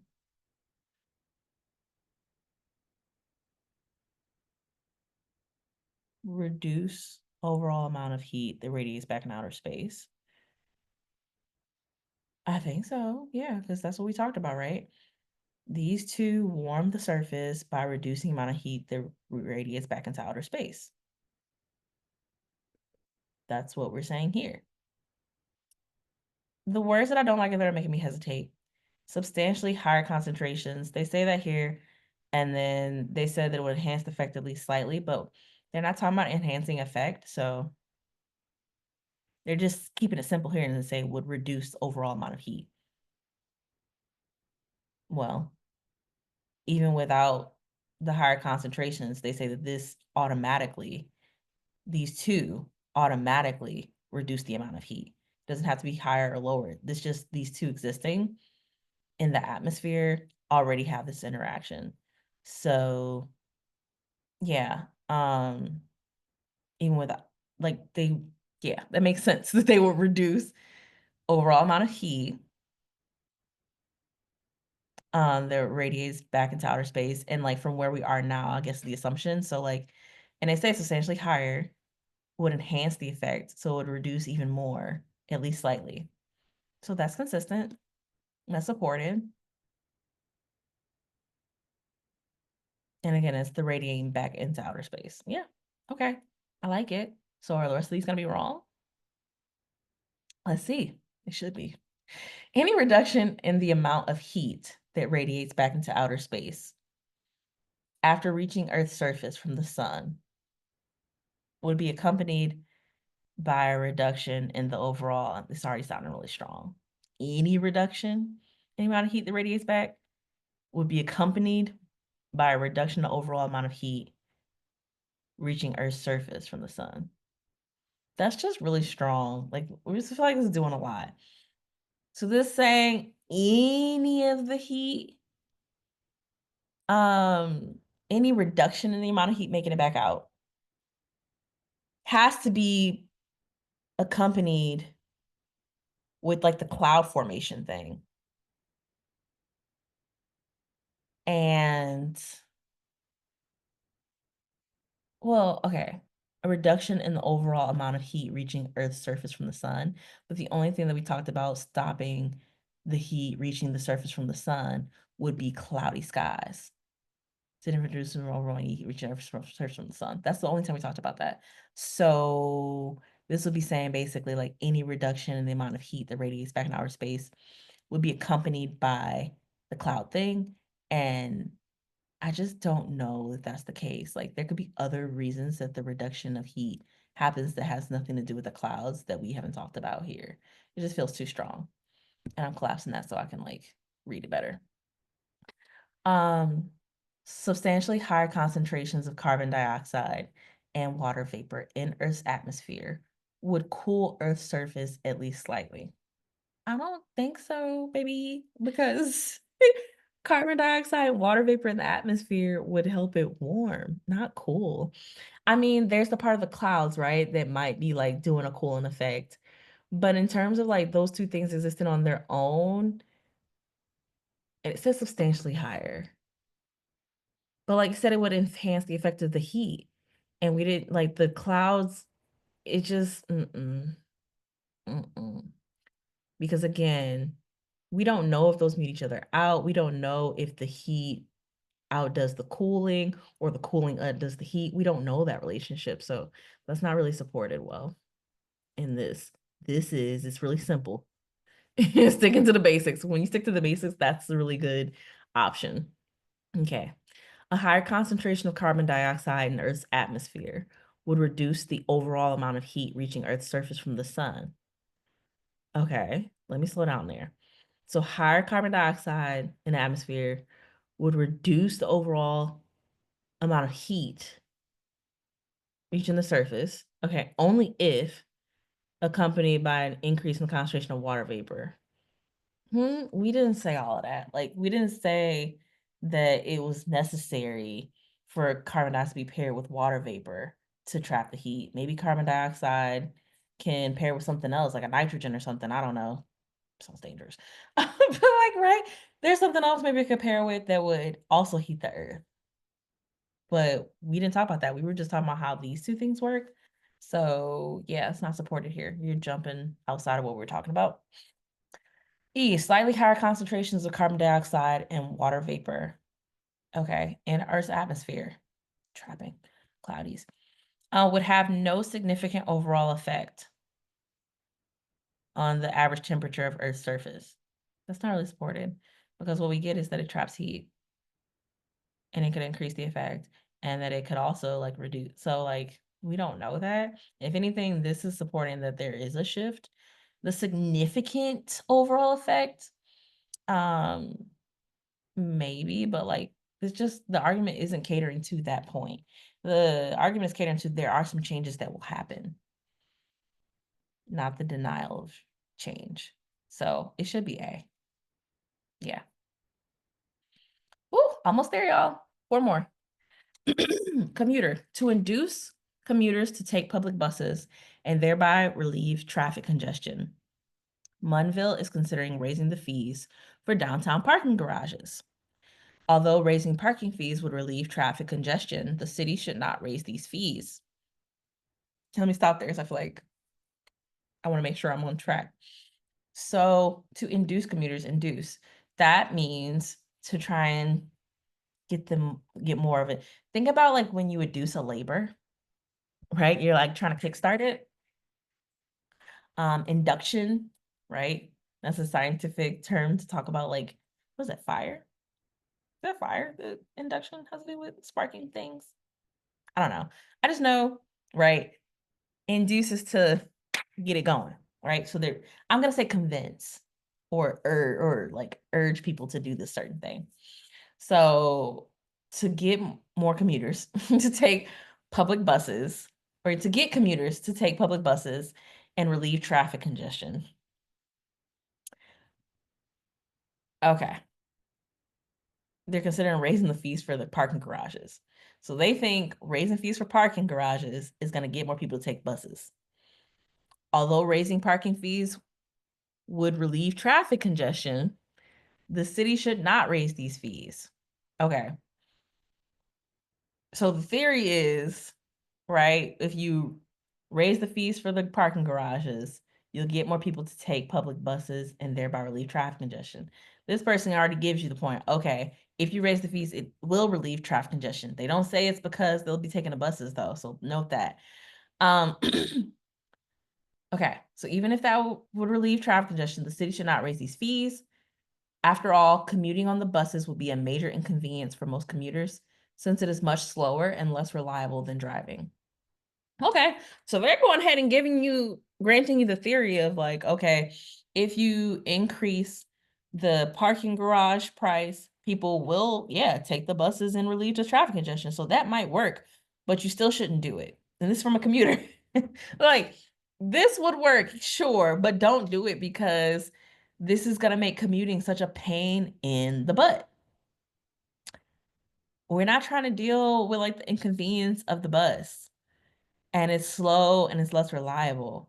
So yeah, you relieve the traffic, but at the expense and at our cost, right? At our cost of like our convenience and getting to work on time and consistently. Like the buses aren't good enough for you to be doing that, right? So although you could relieve the congestion by raising these fees, you're not making a helpful situation for commuters.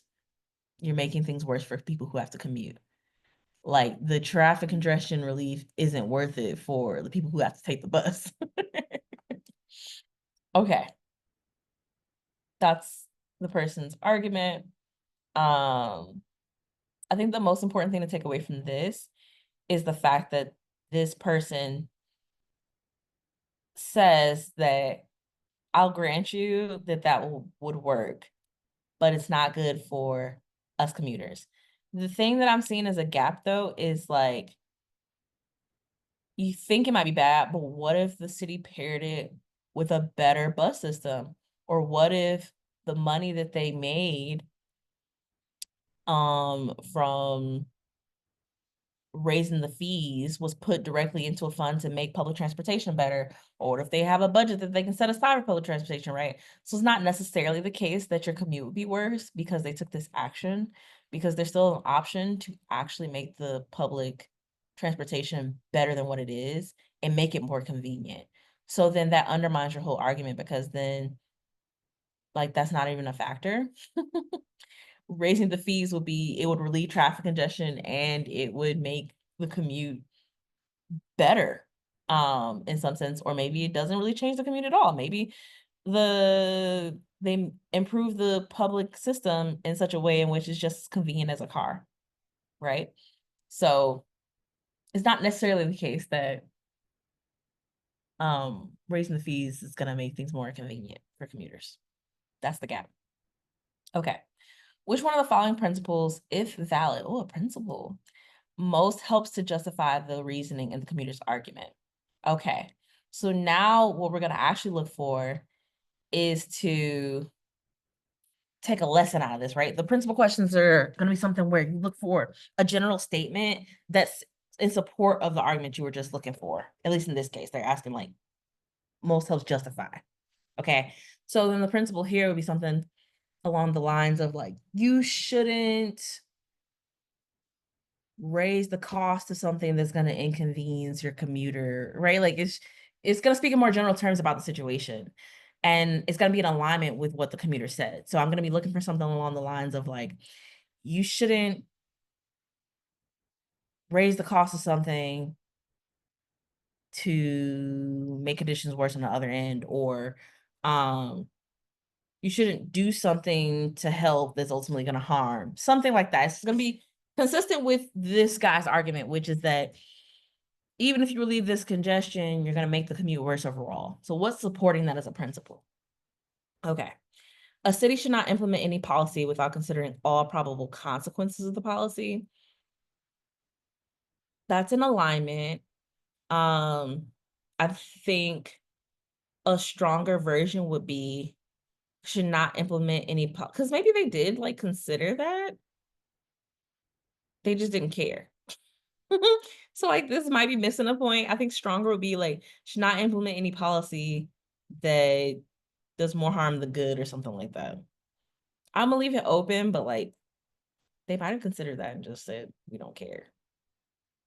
We want the downtown congestion relieved, maybe it looks prettier, and we want some extra money.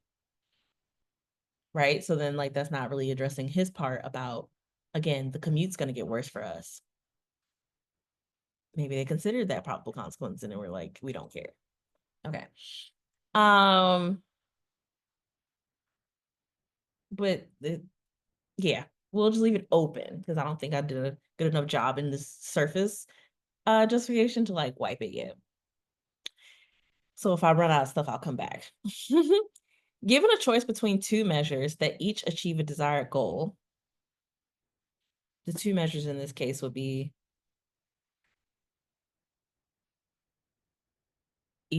the desired goal is to relieve traffic congestion. So one way to do that is to raise fees for parking garages. What's the alternative? I don't think we even talked about an alternative for that. We didn't talk about an alternative. So I'm already not liking this because what? A city should implement the policy that inconveniences commuters less. Yeah, but like the commuter wasn't talking about, okay, you guys could do this or you could do this, but choose this one because this one inconveniences us. No, we don't have an alternative. This person just knocking down what's on the table. They don't have an alternative. They're saying, you're thinking about doing this, don't do it because it's going to inconvenience us. So I'm pretty clear on getting rid of that one. Commuters should be allowed to use the method of commuting that is fastest and most reliable for them.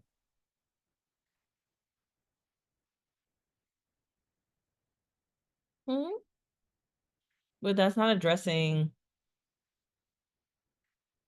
like, remember the main point of this commuter's argument is you should not raise these fees. This touches on a piece of what they're talking about, but like it doesn't address the part about not raising the fees. The principal along with this argument will say something about those fees or a choice to make something that aligns with the fees, right? It'd be something like you shouldn't be choosing something that's gonna avoid, like, prevent commuters from using the fastest, most reliable form of transportation. You shouldn't enact a policy that, right? Like we're missing that piece and it's critical. So no.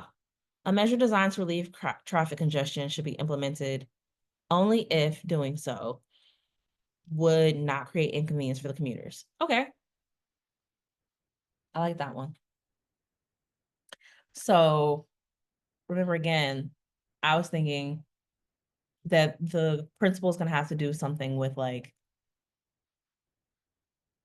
don't choose this because it's going to be bad for us commuters.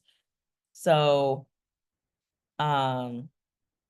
if this thing is going to be inconvenient for most commuters, then you should not enact it, right?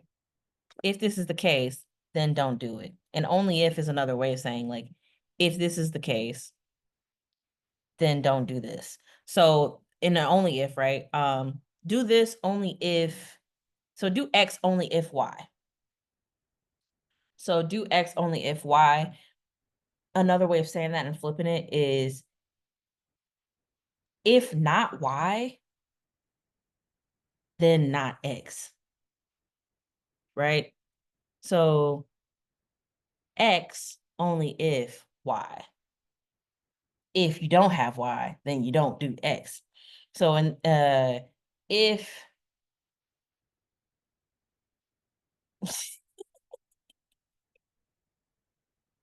um clap your hands only if you're happy. That's why I'm laughing. That's my example. Clap your hands only if you're happy.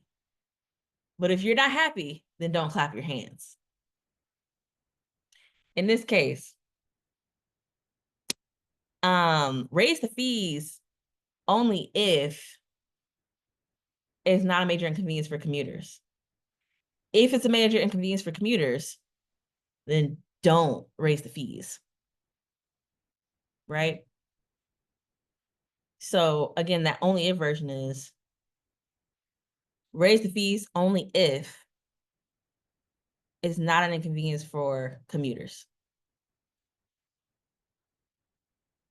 This saying the measure raising the fees only if it's not an inconvenience for commuters. So this principle is in alignment with what we talked about. Okay. A city should not charge excessive fees for use of public excessive. We didn't talk about excessive, but okay. For use of publicly owned facilities, even in doing so has a socially desirable. This is not what we're talking about. He didn't say it was excessive. Excessive. Um, you just know. And it was socially undesirable effects that maybe they didn't consider, but maybe they did. And again, with this one, I just don't think it captures it because they might have considered that and just didn't care. But I think this touches more specifically on what we're talking about here. So this should be the answer. And I'm gonna very clearly, yeah. All right, next. Rather than have characters trade unusually well-crafted lines or spout improbably polished speeches. My novels realistically portray human dialogue. Some literary critics dismiss the artist. Oh, sorry, I'm not right. Wrong. Rather than have characters trade unusually well-crafted lines or spout improbably polished speeches. Okay. So I just want to stop there and just like, what did he just say? So they're saying they could have their characters say a bunch of stuff that's unrealistic. Unusually well-crafted lines, right? That's just is out of the norm. People don't usually talk like that. And probably polished speeches, like when people give speeches, they're not as polished as they appear, right? So he's saying rather than do these unrealistic versions of character speak, my novels realistically portray human dialogue, right? So instead of this fluff that's unrealistic, my characters in my novels are realistic in the way that they speak. Okay. Some literary critics dismiss the artistic achievement of these novels, but they're mistaken in doing so. Their basis for this view is their belief that it is easy to write natural sounding dialogue. It is not. However, even if it were, that would not count in the least against the novel's artistic merit. Okay. So this novel is like, some people are tripping on me because and saying that my work isn't that work because of the simple fact that, my people talk like real people. So people are tripping on me because they're like, oh, it's too real. It's like, that isn't even hard to do. It's not hard to produce. And this novel is like, that's BS. You can have realistic human dialogue and have an artistically valuable work. And on top of that, they act like this is sweet. They act like this is easy, and it's not. It is not easy to write realistic dialogue. So they're missing me on 2 points, right? One, they're assuming that this is easy to write this way. Two, they're saying that when you do this, there's no artistic achievement present. And both of those things are misleading assumptions to make. My stuff is realistic and it's artistic. And it's also difficult to do this. But even if it weren't difficult to do this and to write this way, that still doesn't mean don't look for the artistic merit. That doesn't mean dismiss the value that could still be present, even if it were easy to write in this form. There could still be really high levels of artistry present. So that's what he's saying. And so what I'm seeing in this is like gaps in other people's assumptions and thinking about the writing, right? Like for you to assume that it's easy to write this way and that even when things are easy, that there's no artistry, there is like a misstep, a huge misstep. Okay, let's see what the question says. The claim that it is mistaken for literary critics to dismiss the artistic achievement of the novels plays which one of the following roles in the novelist's argument? Okay, so now we're just breaking down how are these things working. So when he talks about it's mistaken for the critics to dismiss artistic achievement of the novels, what is that doing? Okay, so let's talk about what's happening. Let's talk about what is the conclusion of the argument. So the conclusion of this argument, dismissing the artistic achievement of works, specifically novels, dismissing the artistic achievement of novels with realistic language, with realistic dialogue is a mistake. That's the conclusion, right? That's what we're all working up to. So dismissing the artistic achievement of novels with realistic language is a mistake. Okay, that's the conclusion. So then this point about it is a mistake to dismiss the artistic achievement of the novels, that sounds like my conclusion. How do I know that that's my conclusion though? Because that's really the main point of everything. Everything that we're talking about here is like supporting that point. Everything else is evidence here. So First of all, he's setting the stage for what his novels, why are you saying his? Sorry. The novel is setting the stage for what their novels do. And after setting the stage for what their novels do, they make a point in saying, like, and with my type of novel, these people dismiss the artistic achievement. But what is he trying to say with that? Right? Like, what is the point of noting that people dismiss the artistic achievement? Well, we're leading into they shouldn't be doing that. It's a mistake. They're mistaken in doing so. And what is this point doing? Is this saying something different? Is this mistaken in doing so supporting this other thing? Or is this supporting the mistaken in doing so? Well, the basis for this view, right? They're giving context now to the mistaken view. The base for this view is that it's easy to write this. It's not. So you can think about this saying, like, sub authors think it's easy to write natural signing dialogue, or there's an assumption that writing natural sign dialogue is lacking in artistic merit. That's not the case. And okay, so like that's like a sub conclusion. I'm blanking on words right now. It's really late, y'all. I'm so sorry. I have to do these late because of my kids. Sub conclusion should be the right word, but right. So like it's a first one that you're making. Writing natural signing dialogue. There's an assumption that writing natural signing dialogue is easy. It's not. There's assumption that doing easy work lacks artistic merit. It's not. And so the assumptions that these people make about my work for having realistic dialogue is a mistake.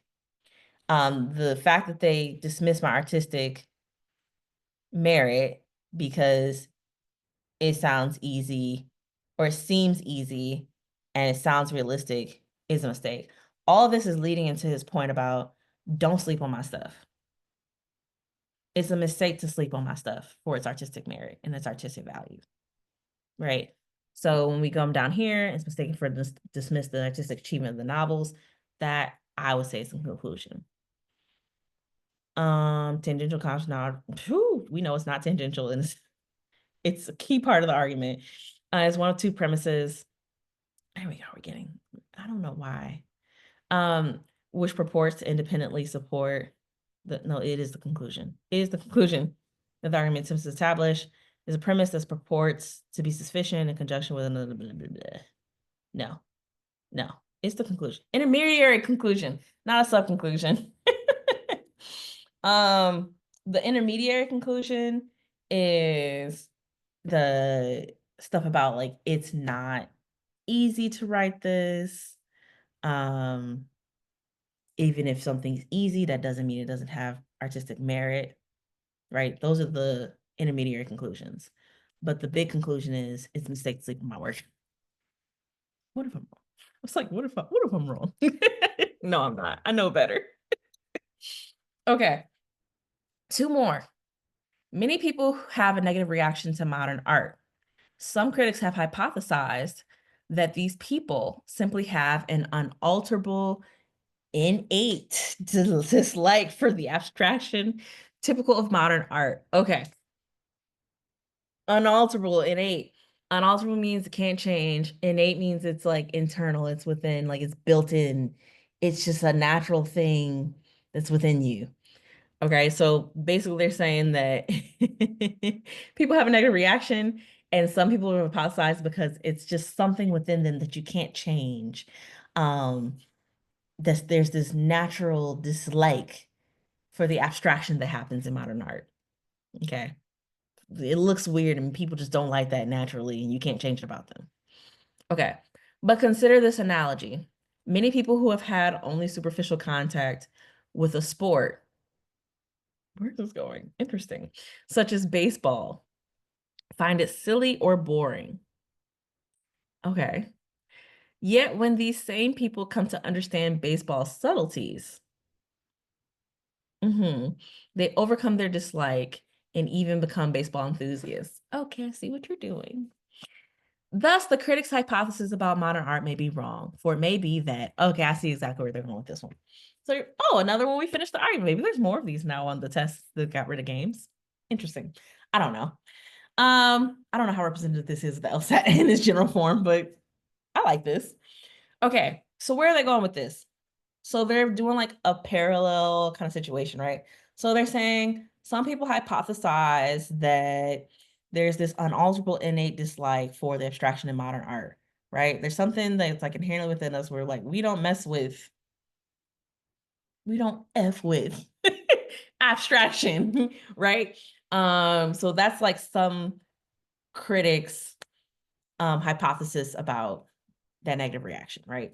We just don't naturally do abstraction. But this person is saying, well, I hear what you're saying, but it might actually be more comparable to something like baseball. A lot of people don't like baseball. They said, what did he say? Silly or boring. A lot of people find that silly or boring until they learn about it, until they better like are taught about the subtleties in there. So it may seem boring at first and you just naturally inherently seem to not like it, but that doesn't mean it's unalterable. That's what he's kind of getting. That's what he's leaning into, right? They overcome their dislike. So it changed and even become baseball enthusiasts. Now they love it, right? So just like people can be trained to like baseball, where we're going next is people may be trained to like modern art, right? So, and what might change that is similar to baseball. Maybe you have to teach them about the subtleties. And when you teach people more about the art within the modern art, the subtleties within the modern art, maybe they'll become enthusiasts even. That's the argument we're going for. Right. So thus the critics' hypothesis about modern art may be wrong, for it may be that they just don't have enough knowledge of the subtleties to appreciate it yet. Okay. That's what I'm gonna guess. Which is probably most logically completes the argument. For many people, the abstraction typical of modern art does not provide a sufficient degree of subtlety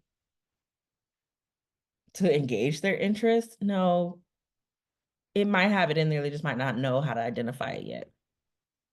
People who have a negative reaction to modern art have not yet become sufficiently familiar with its subtleties. That's probably it. Again, what I'm saying, maybe they just don't know enough about the subtleties to appreciate it yet. That negative reaction might be rooted in the fact that you haven't become sufficiently familiar. Like you don't have enough familiarity with the subtleties. But once you know about the subtleties, oh my gosh, things can change. That's where we're at. So the rest of them should be wrong. The dislike many people have for modern art is not innate, but it is instead a result, okay, if this works, it has to be rooted in its result of them not knowing enough. And they're not wanting to be distracted from the current enthusiasms now. The critics place excessive value on the abstraction found in the typical note. That doesn't trend with what we said about baseball. People who dislike modern art do not know anyone who is sufficiently enthusiastic about modern art to cause them to reconsider. No, they would have to teach them. So it should be B. Yeah. All right, y'all. Last one. Felicia. Bye, Felicia. Sorry. I always do that. I'm going to make it culturally relevant because who's going to do it for me? But this is always how I've read. And this is, I think, what helps people become great readers, excellent readers, and eventually writers is because like you can make anything relatable and frame it in your own mind and your own imagination. And it's in alignment with what you're actually reading. It's not going off somewhere else. You can use what you know to like better understand what's actually there, not change it. So maybe that's my last tip. I don't know. Felicia, one of the, okay, she says, or they say, one of the most reliable cars ever made is the Ivor X500. Mine is 10 years old and has never needed a repair. Just because it's your car and your car is 10 years old, never needed a repair, well, how do we know that it's like one of the most reliable cars? Maybe your specific model is one of the most reliable cars. And like also, is that what makes it most reliable? What if there's other cars that have lasted way longer than that and even more reliable? And just because it never needed repair doesn't mean that like it never gave me the issue. It's a lot of things that's just is missing already, but okay. Matt, I really don't see how you can say that. The X500 is completely unreliable. Okay. My aunt owns an X500. Here we go again. These allegorical situations. And that thing's in the shop every other week. So the problem is y'all are both generalizing about the X500 based on your specific circumstances and experiences. But okay. And then in terms of what you remember what I told you about these comparative arguments, they're usually trying to figure out what do they disagree on, what do they agree on. All right, y'all are clearly talking about is the X500 reliable? We're not even on the most reliable versus most unreliable or anything like that. Because Felicia says most reliable and Matt's is completely unreliable. So they're like very different camps there. The reliability is really the root of the argument here. So is it reliable? Period. And Felicia say, yes, it's one of the most. And Matt was like, no, it's completely right? So what's the question though? Which one of the following most accurately describes a reasoning flaw committed by both Felicia and Matt? Oh, okay. Back to what I said. You're taking your personal situations and experiences and generalizing. It's too much. It's too much. Drawing a general conclusion on basis of a very limited number. Boom. I wouldn't even have to look at these, but I would skim them just to make sure I'm not tripping. Distorting the argument of one's opponent, and then nope. Nobody distorted anybody's argument. They took it as what it was and just disagreed. Attempting to establish a particular conclusion because doing so is in the reasoner's self-interest. What is the benefit of saying these things? We get nothing. There's no reward on the table that we know of. Yeah, we don't know enough about this to say there's self-interest. Attacking the character of one's opponent rather than addressing we didn't talk about anybody's character. We didn't say, Felicia, you broke and busted, so of course you're gonna say that. Felicia didn't say, Matt, you stink. So right, like we didn't get personal. Okay. Mistaking a factor that mistaking a factor that causally contributes to reliability for something that is an effect of reliability. Just no. Huh? Causally contributes to reliability for something that's an effect.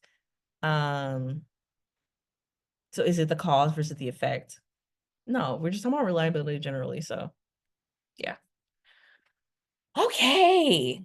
If that was my like half a set, what is it, like 25 questions in these? I don't remember off the top of my head right now. I can look that up, but right, that's really good for a set of 12. Usually I think it's about 25 questions in these sets. So that's about half a set. And to only get one wrong, you're in that realm of 170s, should be. If your next 12 you do is just as strongly as that 12, and they have some toughies in that one, then you should be solid. I'm proud of myself because like I said, I haven't touched logical reasoning since last year. So yeah. Hopefully this is helpful. I know this is helpful. I'm not gonna say that. I'm not gonna say that. It might not be helpful for everyone, but I know this is helping at least one person. And so you're welcome. And again, you want to support the work that I do, you want to do more work with me in particular, hit up my Ko-fi. I'm going to have the link to that down below where you can become a member, come to group study sessions, schedule one-on-ones. If you just want to like support the channel and support more free content for the general public, go ahead and just make a donation. I'm going to lower it down to $1 is the minimum. I think it's at like $5 right now. So yeah, just anything that you feel like good about donating to help me keep doing the work. I'll keep doing it as much as I'm able, because we're coming into a point now where I'm going to start doing law school application stuff. And I told someone on here that I will be doing a video on personal statement. And I'm gonna be doing that, and I will post that to my YouTube for you all to like get some guidance on and just kind of see where I'm at and how I'm gonna frame things and what I learned from last time that I applied. So yeah, I'll get more into that later. I don't want to keep going and rambling on with this, but support the channel. Non-financial way of supporting the channel: like, comment, subscribe, share with your folks that also could use the information.